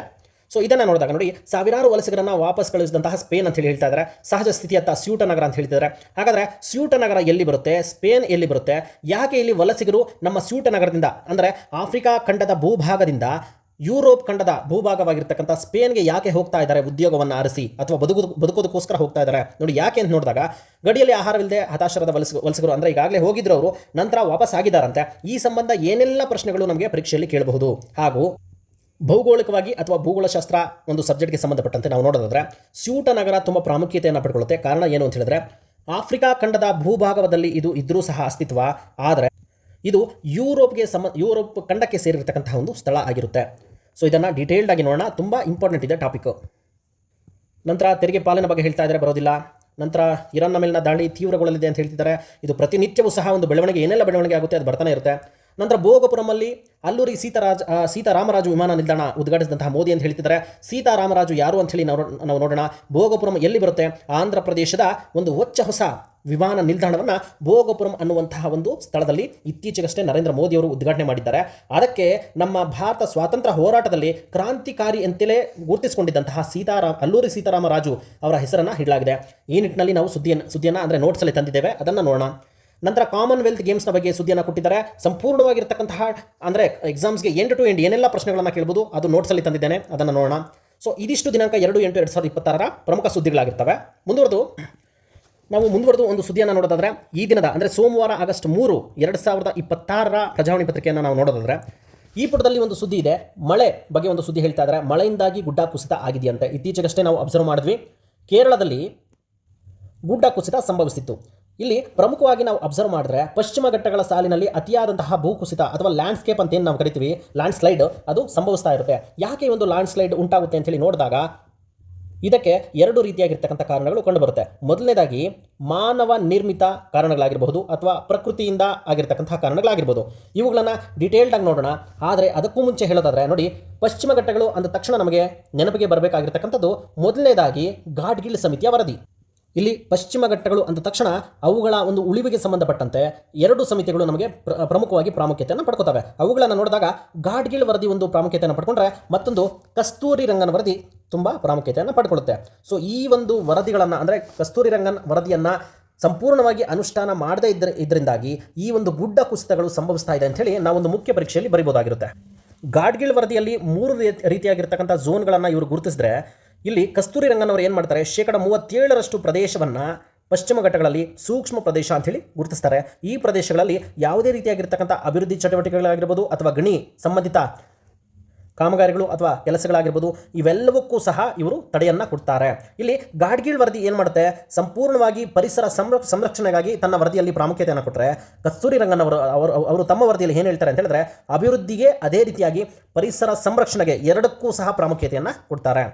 ಸೊ ಈ 2 ಸಮಿತಿಗಳು ಸಹ ಪಶ್ಚಿಮ ಘಟ್ಟಗಳ ಒಂದು ಉಳಿವಿಗಾಗಿ ಅಥವಾ ಸಂರಕ್ಷಣೆಗಾಗಿ ರಚನೆಯಾಗಿದ್ದಂತಹ ಒಂದು ವರದಿಗಳಾಗಿರುತ್ತೆ, ನೆನಪಲ್ಲಿಟ್ಕೊಳ್ಳಿ. ನಂತರ ಕಾವೇರಿ ರಾಜ್ಯದ ಹಿತರಕ್ಷಣೆಗೆ ಬದ್ಧ ಅಂತ ಹೇಳ್ತಿದ್ದಾರೆ. ನಾವು ಈಗಾಗಲೇ 3 ದಿನಗಳ ಪತ್ರಿಕೆಯನ್ನು ನೋಡ್ತಾ ಬಂದ್ವಿ. ಈ ಒಂದು ಕಾವೇರಿ ನದಿ ನೀರಿನ ವಿವಾದ ಯಾವ ರೀತಿ ಇದೆ ಅಂತ ಹೇಳಿದ್ರೆ ಬರ್ನಿಂಗ್ ಟಾಪಿಕ್ ಆಗಿದೆ. ಇದು ತುಂಬ ಇಂಪಾರ್ಟೆಂಟ್ ಇದೆ. ಎಸ್ಪೆಷಲಿ ಮೇಕೆದಾಟು ಇಂದನೇ ಈಗ ತಮಿಳುನಾಡು ರಾಜ್ಯ ಸರ್ಕಾರ, ನಮ್ಮ ಒಂದು ಕರ್ನಾಟಕ ರಾಜ್ಯ ಸರ್ಕಾರದ ಪ್ರತಿಷ್ಠಿತ ಯೋಜನೆಯಾಗಿರ್ತಕ್ಕಂಥ ಮೇಕೆದಾಟು ರಿಸರ್ವಾಯರನ್ನು ಅಪೋಸ್ ಮಾಡ್ತಾ ಇದೆ. ಅದನ್ನು ನೋಡೋಣ. ನಂತರದ ಸುದ್ದಿ ಪರೀಕ್ಷಾ ದೃಷ್ಟಿಯಿಂದ ಯಾವುದೇ ಪ್ರಾಮುಖ್ಯತೆಯನ್ನು ಪಡ್ಕೊಳ್ಳೋದಿಲ್ಲ. ನೋಡಿ, ಈ ಪುಟದಲ್ಲಿ ನೋಡ್ಬೋದು, ಯಾವುದು ಪ್ರಾಮುಖ್ಯತೆಯನ್ನು ಪಡ್ಕೊಳ್ಳೋದಿಲ್ಲ. ಅಗೇನ್ ಕಾವೇರಿ ನದಿ ನೀರಿನ ವಿವಾದದ ಬಗ್ಗೆ ಸುದ್ದಿ ಇದೆ, ಅದು ನೋಡೋಣ. ಅದು ಬಿಟ್ಟರೆ ಇನ್ಯಾವುದೂ ಪ್ರಾಮುಖ್ಯತೆಯನ್ನು ಪಡ್ಕೊಳ್ಳೋದಿಲ್ಲ. ಪ್ರಮಾಣ ಪತ್ರಕ್ಕಾಗಿ ಪರದಾಟ ಅಂತ ಹೇಳ್ತಿದ್ದಾರೆ, ಅದು ಬರೋದಿಲ್ಲ. ಈ ಪುಟದಲ್ಲಿ ಉಳಿದಂತೆ ಯಾವುದೇ ಪರೀಕ್ಷಾಧಾರ್ಥವಾಗಿ ಪ್ರಾಮುಖ್ಯತೆಯನ್ನು ಪಡ್ಕೊಳ್ಳೋದಿಲ್ಲ. ನೋಡ್ಬೋದು ತಾವೆಲ್ಲ. ನೋಡಿ, ಲಾಲ್ಬಾಗ್ ರಕ್ಷಣೆಗೆ ಮಾನವ ಸರಪಳಿ ಅಂತ ಹೇಳ್ತಿದ್ದಾರೆ, ಬರೋದಿಲ್ಲ. ಪರೀಕ್ಷೆಗೆ ಯಾವುದೇ ರೀತಿಯಾಗಿರ್ತಕ್ಕಂಥ ಪ್ರಶ್ನೆಗಳು ಇವುಗಳಲ್ಲಿ ಬರೋದಿಲ್ಲ.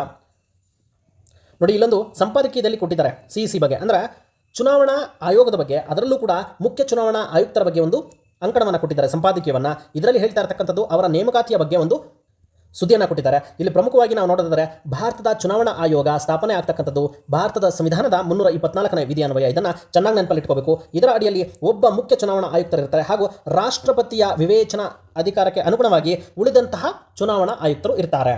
ಹಾಗೂ ಇವರು ಭಾರತದ ಸಂಸತ್ತಿಗೆ ರಾಷ್ಟ್ರಪತಿ ಉಪರಾಷ್ಟ್ರಪತಿಗೆ ಒಂದು ಚುನಾವಣೆಗಳನ್ನು ನಡೆಸ್ತಾರೆ.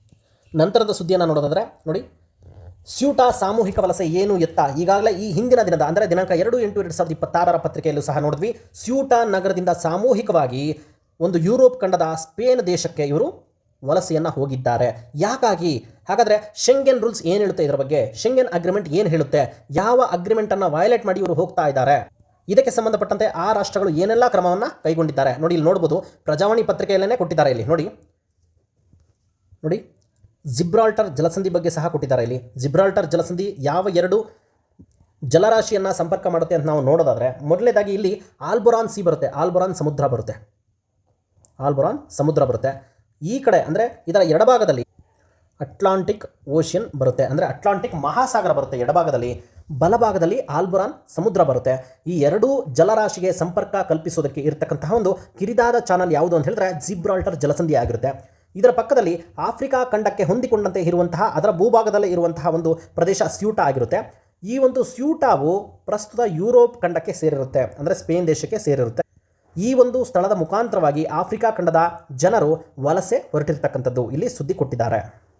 ಇದನ್ನು ವಿಸ್ತೃತವಾಗಿ ನಾವು ಭೂಪಟದಲ್ಲೂ ಸಹ ಮಾರ್ಕ್ ಮಾಡೋದ್ರ ಮೂಲಕ ಅಧ್ಯಯನ ಮಾಡೋಣ.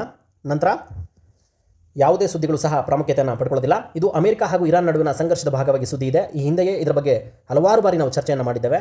ನಂತರದ ಪುಟದಲ್ಲೂ ಸಹ ಯಾವುದೇ ಸುದ್ದಿ ಇರೋದಿಲ್ಲ. ಇದು ಕಾಮನ್ವೆಲ್ತ್ ಗೇಮ್ಸ್ಗೆ ಸಂಬಂಧಪಟ್ಟ ಸುದ್ದಿಯಾಗಿರುತ್ತೆ. ಇದರ ಬಗ್ಗೆ ನಮಗೆ ನೋಟ್ಸಲ್ಲಿದೆ ನೋಡಿ. ಇದಿಷ್ಟು ದಿನಾಂಕ 31 ಜುಲೈ 2026ರಿಂದ ಹಿಡಿದು ದಿನಾಂಕ 3/8/2026 ಇಲ್ಲಿವರೆಗೆ ಪ್ರಜಾವಾಣಿ ಪತ್ರಿಕೆಯಲ್ಲಿ ಏನೆಲ್ಲ ಸುದ್ದಿಗಳನ್ನು ಕೊಟ್ಟಿದ್ರು ಆ ಸುದ್ದಿಗಳನ್ನು ಮಾತ್ರ ನಾವಿಲ್ಲಿ ಚರ್ಚೆಯನ್ನು ಮಾಡಿದ್ವಿ. ಆದರೆ ಇಲ್ಲಿ ಕೊಟ್ಟಿರ್ತಕ್ಕಂತಹ ಕೆಲವೊಂದು ಪರೀಕ್ಷಾ ದೃಷ್ಟಿಯಿಂದ ಪ್ರಾಮುಖ್ಯತೆಯನ್ನು ಹೊಂದಿರುವಂತಹ ಸುದ್ದಿಗಳಿಗೆ ನಾವು ನೋಟ್ಸಲ್ಲಿ ವಿಸ್ತೃತವಾದ ಅಧ್ಯಯನವನ್ನು ಪ್ರಾರಂಭ ಮಾಡೋಣ. ನೋಡಿ, ಮೊದಲಿಗೆ ಕಾವೇರಿ ನದಿ ನೀರು ವಿವಾದ ಹಾಟ್ ಸೆನ್ಸೇಷನ್ ಟಾಪಿಕ್ ಆಗಿರ್ತಕ್ಕಂಥದ್ದು. ಇದು ನಮ್ಮ ಸ್ಪರ್ಧಾತ್ಮಕ ಪರೀಕ್ಷೆಗಳಲ್ಲಿ ಕಡ್ಡಾಯವಾಗಿ ಈ ಸಂಬಂಧ ಒಂದು ಪ್ರಶ್ನೆ ಬಂದೇ ಬರುತ್ತೆ ಅಂತೇಳಿ ನಾವು ಪ್ರಿಡಿಕ್ಷನ್ ಅನ್ನು ಮಾಡ್ತಾ ಇದ್ದೇವೆ. ಅಂಡ್ ಹಲವಾರು ಪರೀಕ್ಷೆಗಳಲ್ಲಿ ಈಗಾಗಲೇ ಕೇಳಲಾಗಿದೆ, ನಂತರವೂ ಸಹ ಕೇಳ್ತಾರೆ. ಕಾವೇರಿ ನದಿ ನೀರಿನ ಬಗ್ಗೆ ನೋಡೋದಾದ್ರೆ ಇದು ಕೊಡಗು ಜಿಲ್ಲೆಯ ಬ್ರಹ್ಮಗಿರಿ ಬೆಟ್ಟದ ತಲಕಾವೇರಿಯಲ್ಲಿ ಉದ್ಭವ ಆಗುತ್ತೆ. ಇದು ನಮ್ಮ ಕರ್ನಾಟಕ, ಅದೇ ರೀತಿಯಾಗಿ ತಮಿಳುನಾಡು ರಾಜ್ಯಗಳಲ್ಲಿ ಹರಿದು ಬಂಗಾಳ ಕೊಲ್ಲಿಯನ್ನು ಸೇರುತ್ತೆ. ಹಾಗೂ ಕೇರಳ ಮತ್ತು ಪುದುಚೇರಿ ಏನಿದಾವೆ, ಒಂದು ಕೇರಳ ಬಂದ್ಬಿಟ್ಟು ರಾಜ್ಯ, ಪುದುಚೇರಿ ಬಂದ್ಬಿಟ್ಟು ಕೇಂದ್ರಾಡಳಿತ ಪ್ರದೇಶ ಆಗುತ್ತೆ. ಈ ಎರಡರಲ್ಲೂ ಸಹ ಈ ಒಂದು ಕಾವೇರಿ ನದಿಯು ತನ್ನ ಜಲಾನಯನ ಪ್ರದೇಶವನ್ನು ಹೊಂದಿರುತ್ತೆ. ಇದು ಸುಮಾರು 800 ಕಿಲೋಮೀಟರ್ಗಳು ಹರಿದು ಬಂಗಾಳ ಕೊಲ್ಲಿಯನ್ನು ಸೇರುತ್ತೆ, ತಮಿಳುನಾಡಿನ ಪೂಂಪುಹಾರ ಬಳಿ ಹೋಗುತ್ತೆ. ಹಾಗೂ ಇದನ್ನು ಪ್ರಮುಖವಾಗಿ ನಮ್ಮ ದಕ್ಷಿಣ ಭಾರತದ ಗಂಗೆ ಅಂತೇಳಿ ಕರೆಯಲಾಗುತ್ತೆ. ಇದಕ್ಕೆ ಇರತಕ್ಕಂಥ ಉಪನದಿಗಳನ್ನು ಕೊಡಲಾಗಿದೆ. ಒಂದು ಎಡ ದಂಡೆಯಲ್ಲಿ ನೋಡೋದಾದ್ರೆ ಹಾರಂಗಿ, ಹೇಮಾವತಿ, ಶಿಂಷಾ, ಅರ್ಕಾವತಿ ಇರುತ್ತೆ. ಇವೆಲ್ಲವೂ ಸಹ ಕರ್ನಾಟಕದಲ್ಲೇ ಇದ್ದಾವೆ. ಅದೇ ರೀತಿಯಾಗಿ ಬಲದಂಡೆ ಉಪನದಿಗಳನ್ನು ನೋಡೋದಾದ್ರೆ ಲಕ್ಷ್ಮಣ ತೀರ್ಥ, ಕಬಿನಿ, ಸುವರ್ಣವತಿ, ಭವಾನಿ ಇವಿಷ್ಟು ನಮ್ಮ ಕರ್ನಾಟಕದಲ್ಲಿ ಕಂಡುಬಂದರೆ ನೊಯ್ನಲ್ ಮತ್ತು ಅಮರಾವತಿ ಇವು ತಮಿಳುನಾಡು ರಾಜ್ಯದಲ್ಲಿ ಕಂಡುಬರ್ತವೆ. ಇನ್ನು ಜಲಪಾತಗಳು ಯಾವೆಲ್ಲ ಸೃಷ್ಟಿಯಾಗಿದೆ ಈ ಒಂದು ನದಿಯನ್ನು ಬಳಸಿಕೊಂಡು ನೋಡಿದಾಗ ಶಿವನಸಮುದ್ರ ಜಲಪಾತ ಕಂಡುಬರುತ್ತೆ. ಅದೇ ರೀತಿಯಾಗಿ ಹೊಗೇನಕಲ್ ಜಲಪಾತ ಕಂಡುಬರುತ್ತೆ. ಶಿವನಸಮುದ್ರ ಕರ್ನಾಟಕದಲ್ಲಿ ಕಂಡುಬಂದರೆ ಇದು ತಮಿಳುನಾಡಲ್ಲಿ ಕಂಡುಬರುತ್ತೆ. ಈ ಒಂದು ಶಿವನಸಮುದ್ರ ಜಲಪಾತದಲ್ಲಿ 1902ನೇ ಇಸವಿಯಲ್ಲಿ ಮೊಟ್ಟ ಮೊದಲ ಬಾರಿಗೆ ಇಡೀ ಏಷ್ಯಾದಲ್ಲಿಯೇ ಜಲವಿದ್ಯುತ್ತನ್ನು ತಯಾರು ಮಾಡಲಾಗುತ್ತೆ. ಇದು ಪರೀಕ್ಷಾ ದೃಷ್ಟಿಯಿಂದ ತುಂಬ ಪ್ರಾಮುಖ್ಯತೆಯನ್ನು ಹೊಂದಿದೆ. ನಂತರ ಅಣೆಕಟ್ಟೆಗಳನ್ನು ನೋಡಿದಾಗ ನಾವು ಕಾವೇರಿ ನದಿಗೆ ಅಡ್ಡಲಾಗಿ KRS ಅನ್ನು ಕಟ್ಟಲಾಗಿದೆ ಮೈಸೂರಿನ ಬಳಿ. ಅದೇ ರೀತಿಯಾಗಿ ತಮಿಳುನಾಡಿನಲ್ಲಿ ಮೆಟ್ಟೂರು ಅಣೆಕಟ್ಟನ್ನು ಕಟ್ಟಲಾಗಿದೆ. ನಂತರ ಈ ಒಂದು ಕಾವೇರಿ ನದಿಯಲ್ಲಿ 3 ದ್ವೀಪಗಳು ಸೃಷ್ಟಿಯಾಗಿದೆ, ಒಂದು ಶ್ರೀರಂಗಪಟ್ಟಣ, ಮತ್ತೊಂದು ಶಿವನಸಮುದ್ರ, ಹಾಗೂ ಮೂರನೇದಾಗಿ ತಮಿಳುನಾಡಿನ ಶ್ರೀರಂಗಂನಲ್ಲಿ ದ್ವೀಪ ಸೃಷ್ಟಿ ಆಗಿದೆ. ನಂತರ ಪ್ರಸ್ತುತ ಸುದ್ದಿಯಲ್ಲಿರ್ತಕ್ಕಂಥದ್ದು ಮೇಕೆದಾಟು ಯೋಜನೆ ಆಗಿರುತ್ತೆ. ಮೇಕೆದಾಟು ಯೋಜನೆ ಅಂದರೆ ಏನು ಅಂತ ಹೇಳಿದ್ರೆ, ನಮ್ಮ ಕರ್ನಾಟಕ ರಾಜ್ಯ ಸರ್ಕಾರ ರಾಮನಗರ ಜಿಲ್ಲೆಯ ಕನಕಪುರ ಹತ್ರ ಒಂದು ಡ್ಯಾಮನ್ನು ಕಟ್ಟೋದಕ್ಕೆ ಒಂದು ಉದ್ದೇಶ ಮಾಡಿದೆ. ಆ ಡ್ಯಾಮ್ನ ಉದ್ದೇಶ ಏನು ಅಂತೇಳಿ ನಾವು ನೋಡಿದಾಗ ಕುಡಿಯ ನೀರಿನ ಒಂದು ಯೋಜನೆ ಆಗಿರ್ಬೋದು, ಅದೇ ರೀತಿಯಾಗಿ ವಿದ್ಯುತ್ತನ್ನು ಉತ್ಪಾದನೆ ಮಾಡೋದಕ್ಕೂ ಸಹ ಒಂದು ಉದ್ದೇಶ ಹೊಂದಿರುತ್ತೆ. ಅಂದರೆ ಕುಡಿಯೋ ನೀರನ್ನು ಬೆಂಗಳೂರಿಗೆ ಪೂರೈಕೆ ಮಾಡೋದಕ್ಕೆ, ಅದೇ ರೀತಿಯಾಗಿ ವಿದ್ಯುತ್ತನ್ನು ತಯಾರು ಮಾಡೋದಕ್ಕೂ ಸಹ ಈ ಒಂದು ಬ್ಯಾಲೆನ್ಸಿಂಗ್ ರಿಸರ್ವಾಯರ್ ಕಟ್ಟೋದಕ್ಕೆ ನಮ್ಮ ರಾಜ್ಯ ಸರ್ಕಾರ ಉದ್ದೇಶ ಮಾಡಿದೆ.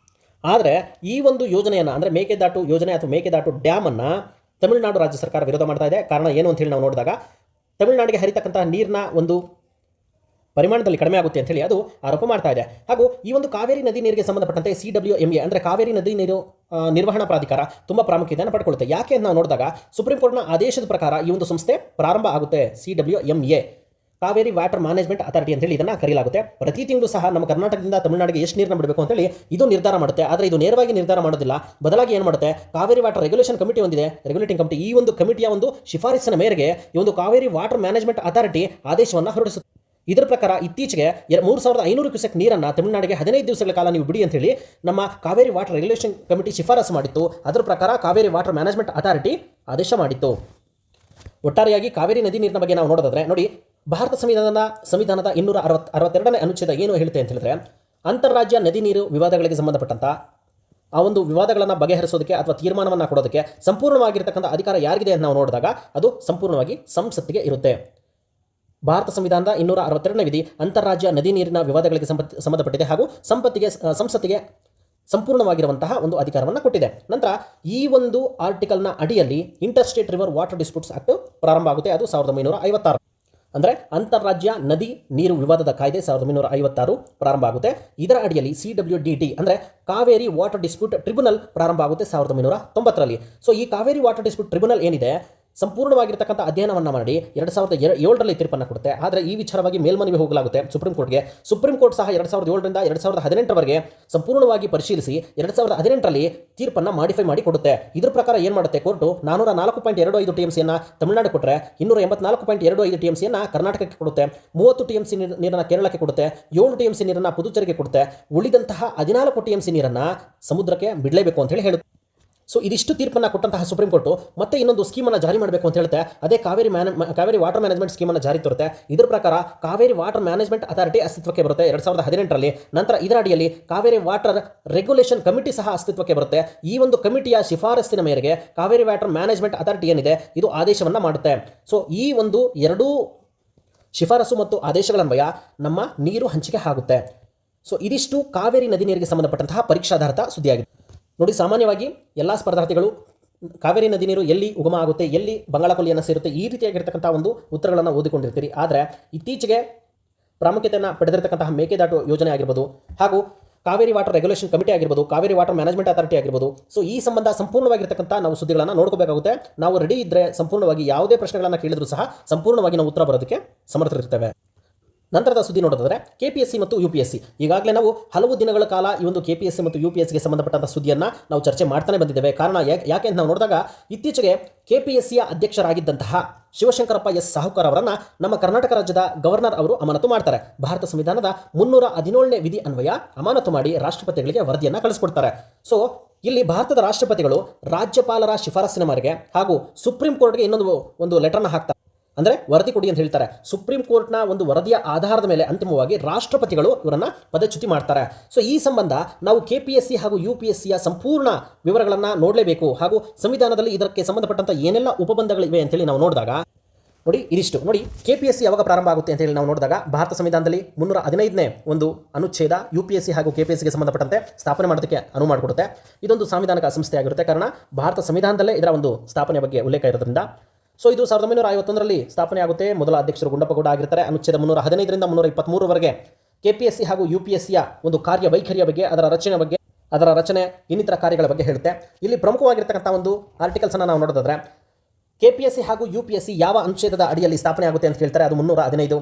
ಇಲ್ಲಿ ಇತ್ತೀಚೆಗಷ್ಟೇ ಪೊಲೀಸ್ ಕಾನ್ಸ್ಟೇಬಲ್ ಪರೀಕ್ಷೆಯಲ್ಲಿ ಕೇಳಿರ್ತಕ್ಕಂಥ ಪ್ರಶ್ನೆ, ಯಾವ ಅನುಚ್ಛೇದದ ಅನ್ವಯ UPSC ಒಂದು ಸದಸ್ಯರನ್ನು ನೇಮಕಾತಿ ಮಾಡಲಾಗುತ್ತೆ ಅಂತ ಹೇಳಿ ಕೇಳಿದ್ದಾರೆ. ಅದು 316. ಆ್ಯಂಡ್ 317ನೇ ವಿಧಿ ಪ್ರಕಾರ ಅವರನ್ನು ಅಮಾನತು ಅಥವಾ ವಜಾ ಮಾಡಬಹುದಾಗಿರುತ್ತೆ. ಮತ್ತು ಅವರ ಸದಸ್ಯರ ಸಂಖ್ಯೆ ಹಾಗೂ ಸೇವಾ ಷರತ್ತುಗಳನ್ನು 318ರಲ್ಲಿ ಕೊಡಲಾಗಿದೆ. KPSC ಕಾರ್ಯಗಳನ್ನು 320ರಲ್ಲಿ, ಅದೇ ರೀತಿ UPSC ಕಾರ್ಯಗಳನ್ನು ಸಹ ಕೊಡಲಾಗಿದೆ. ಸೊ ಇಲ್ಲಿ 322 ಒಂದು ಏನು ಹೇಳುತ್ತೆ ಅಂತ ಹೇಳಿದ್ರೆ ವೆಚ್ಚಗಳನ್ನು, ಅಂದರೆ KPSCಗೆ ಸಂಬಂಧಪಟ್ಟಂಥ ವೆಚ್ಚಗಳನ್ನು ರಾಜ್ಯದ ಸಂಚಿತ ನಿಧಿಯಿಂದ ಭರಿಸಲಾಗುತ್ತೆ ಅಂತ ಹೇಳುತ್ತೆ. ಆದರೆ UPSC ವೆಚ್ಚಗಳನ್ನು ಕೇಂದ್ರ ಸಂಚಿತ ನಿಧಿಯಿಂದ ಭರಿಸಲಾಗುತ್ತೆ. ಸೊ ಈ ರೀತಿಯಾಗಿ KPSC ಹಾಗೂ UPSCಗೆ ಸಂಬಂಧಪಟ್ಟಂಥ ಒಂದು ಸುದ್ದಿಗಳನ್ನು ನಾವು ಪರೀಕ್ಷಾಧಾರಿತವಾಗಿ ಓದ್ಕೋಬೇಕಾಗುತ್ತೆ. ಇಲ್ಲಿ ಪ್ರಮುಖ ವಿಚಾರ ಏನು ಅಂತ ಹೇಳಿದ್ರೆ, ವಜಾ ಅಥವಾ ಅಮಾನತು ಯಾವ್ಯಾವ ಸಂದರ್ಭಗಳಲ್ಲಿ ಮಾಡಬಹುದಾಗಿರುತ್ತೆ ಅಂತ ನಾವು ನೋಡಿದಾಗ ಸುಪ್ರೀಂ ಕೋರ್ಟ್ಗೆ ವಿಚಾರಣೆಗಾಗಿ ವಿಷಯವನ್ನು ಕಳಿಸಿದ ನಂತರ ಈಗಾಗಲೇ ನಮ್ಮ ಕರ್ನಾಟಕದ KPSC ಅಧ್ಯಕ್ಷರಾಗಿದ್ದಂತಹ ಶಿವಶಂಕರಪ್ಪ ಎಸ್ ಸಾಹುಕಾರ್ ಅವರ ವಿಚಾರವನ್ನು ಸುಪ್ರೀಂ ಕೋರ್ಟ್ಗೆ ಕಳಿಸಲಾಗಿದೆ. ಅನುಚ್ಛೇದ 317ನ ಪ್ರಕಾರ ಈ ಒಂದು ವರದಿಯ ಆಧಾರದ ಮೇಲೆ ರಾಷ್ಟ್ರಪತಿಗಳು ಅಂತಿಮ ನಿರ್ಧಾರವನ್ನು ಕೈಗೊಳ್ತಾರೆ. ಯಾವ್ಯಾವ ಸಂದರ್ಭದಲ್ಲಿ ಈ ಒಂದು ನಿರ್ಧಾರವನ್ನು ಕೈಗೊಳ್ಳಲಾಗುತ್ತೆ ಅಂತ ನಾವು ನೋಡಿದಾಗ, ದುರ್ವರ್ತನೆಯ ಆಧಾರದ ಮೇಲೆ, ದಿವಾಳಿತನದ ಆಧಾರದ ಮೇಲೆ, ಹುದ್ದೆಯಲ್ಲಿರುವಾಗ ವೇತನದ ಇನ್ನೊಂದು ಉದ್ಯೋಗವನ್ನು ಪಡೆದ ಮೇಲೆ, ಅಥವಾ ಮಾನಸಿಕ ಅಥವಾ ದೈಹಿಕ ಅಸಮರ್ಥತೆಯ ಆಧಾರದ ಮೇಲೆ ಇವರನ್ನು ವಜಾ ಅಥವಾ ಅಮಾನತು ಮಾಡಲಾಗುತ್ತೆ. ಮತ್ತು KPSC ಹಾಗೂ UPSCಯ ಅಧ್ಯಕ್ಷರ ಅಧಿಕಾರಾವಧಿಯನ್ನು ಅಥವಾ ಸದಸ್ಯರ ಅಧಿಕಾರಾವಧಿಯನ್ನು ನೋಡಿದಾಗ KPSCಗೆ ಸಂಬಂಧಪಟ್ಟಂತೆ ನೋಡಿ, ರಾಜ್ಯಪಾಲರಿಂದ ಇವರು ನೇಮಕ ಆಗ್ತಾರೆ. ಇವರ ಒಂದು ಅಧಿಕಾರಾವಧಿ 6 ವರ್ಷಗಳಿರುತ್ತೆ ಅಥವಾ 62 ವರ್ಷ ಇರುತ್ತೆ. ಆದರೆ UPSC ಅಧ್ಯಕ್ಷರು ಮತ್ತು ಸದಸ್ಯರದು ಎಷ್ಟು ವರ್ಷ ಇರುತ್ತೆ ಅಂತ ನೋಡಿದಾಗ 6 ವರ್ಷ ಅಥವಾ 65 ವರ್ಷ ಇರುತ್ತೆ. ಅಂದರೆ ಇಲ್ಲಿ 6 ವರ್ಷ ಸೇಮ್ ಇರುತ್ತೆ KPSC ಮತ್ತು UPSCಗೆ, ಆದರೆ ಇಲ್ಲಿ 62 ವರ್ಷ ಇರುತ್ತೆ KPSCಗೆ, ಆದರೆ UPSCಗೆ 65 ವರ್ಷಗಳು ಆಗೋ ತನಕ ಒಬ್ಬ ವ್ಯಕ್ತಿ ಅಧಿಕಾರದಲ್ಲಿ ಇರ್ಬೋದಾಗಿರುತ್ತೆ. ಅಂದರೆ ಯಾವುದು ಮೊದಲು ಅದು 6 ವರ್ಷ ಕಂಪ್ಲೀಟ್ ಆಗಿರಬಹುದು ಅಥವಾ 65 ವರ್ಷ ಅವರಿಗೆ ತುಂಬಿದಾಗ ಆ ಒಂದು ಹುದ್ದೆಯಿಂದ ಅವರು ಕೆಳಗೆ ಬರಬೇಕಾಗುತ್ತೆ. ನೋಡಿ, ಒಂದು ಸಿನಾಪ್ಸಿಸ್ ರೂಪದಲ್ಲಿ ನೋಡೋದಾದರೆ UPSC ಅಧ್ಯಕ್ಷರನ್ನು ಯಾರು ನೇಮಕ ಮಾಡ್ತಾರೆ, ಸದಸ್ಯರನ್ನು ನೋಡಿದಾಗ ನೋಡಿ, ರಾಷ್ಟ್ರಪತಿಗಳು ನೇಮಕ ಮಾಡ್ತಾರೆ. ಇವರ ಅಧಿಕಾರಾವಧಿ 65 ವರ್ಷ ಆಗಿರುತ್ತೆ ಅಥವಾ 6 ವರ್ಷ ಆಗಿರುತ್ತೆ. ಕೇಂದ್ರ ಸೇವೆಗಳಿಗೆ ಸಂಬಂಧಪಟ್ಟಂತೆ ನೇಮಕಾತಿಗಳನ್ನು ಮಾಡ್ತಾರೆ. ಭಾರತದ ಸಂಚಿತ ನಿಧಿಯಿಂದ ಇವರು ಖರ್ಚುಗಳನ್ನು ನಿಭಾಯಿಸ್ತಾರೆ.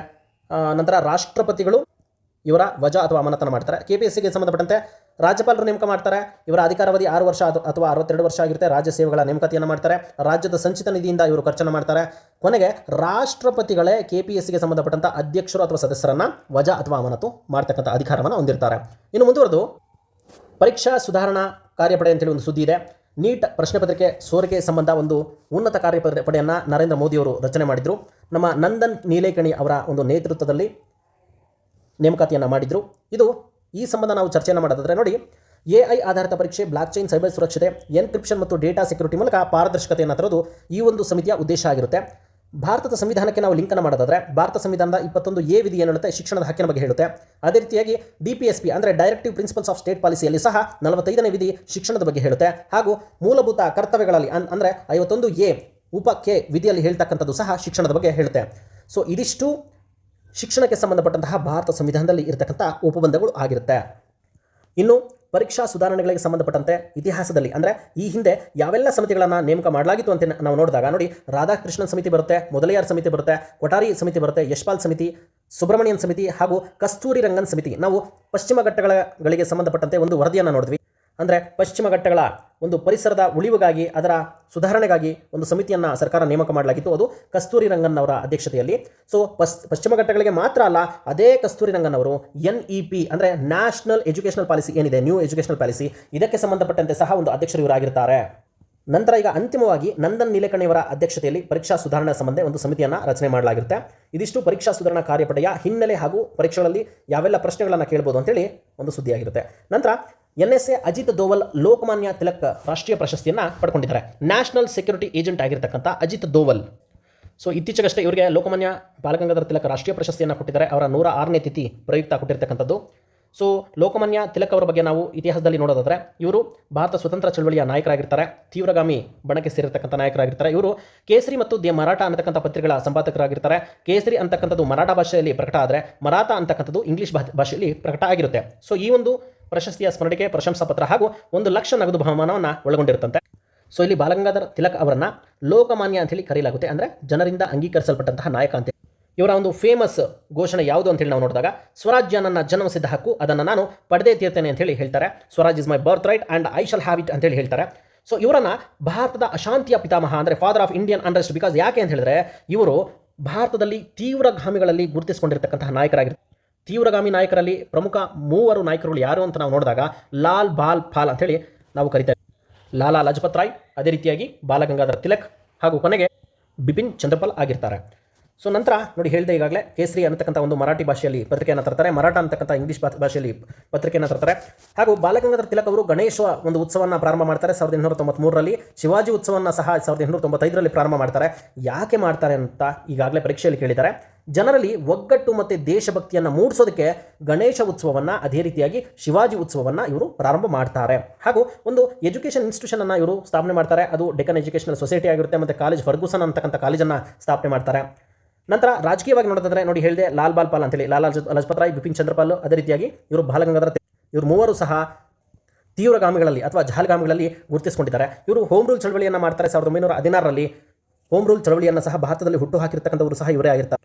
ನಂತರ ಭಾರತದ ರಾಷ್ಟ್ರೀಯ ಕಾಂಗ್ರೆಸ್ನಲ್ಲಿ ಲಕ್ನೋ ಒಪ್ಪಂದ ಆಗುತ್ತೆ 1916ರಲ್ಲಿ. ಈ ಲಕ್ನೋ ಒಪ್ಪಂದ ಆದಾಗ ಸಹ ಇವರು ಇರ್ತಾರೆ, ಅಂದರೆ ಪ್ರಮುಖ ಪಾತ್ರವನ್ನು ವಹಿಸಿರ್ತಾರೆ.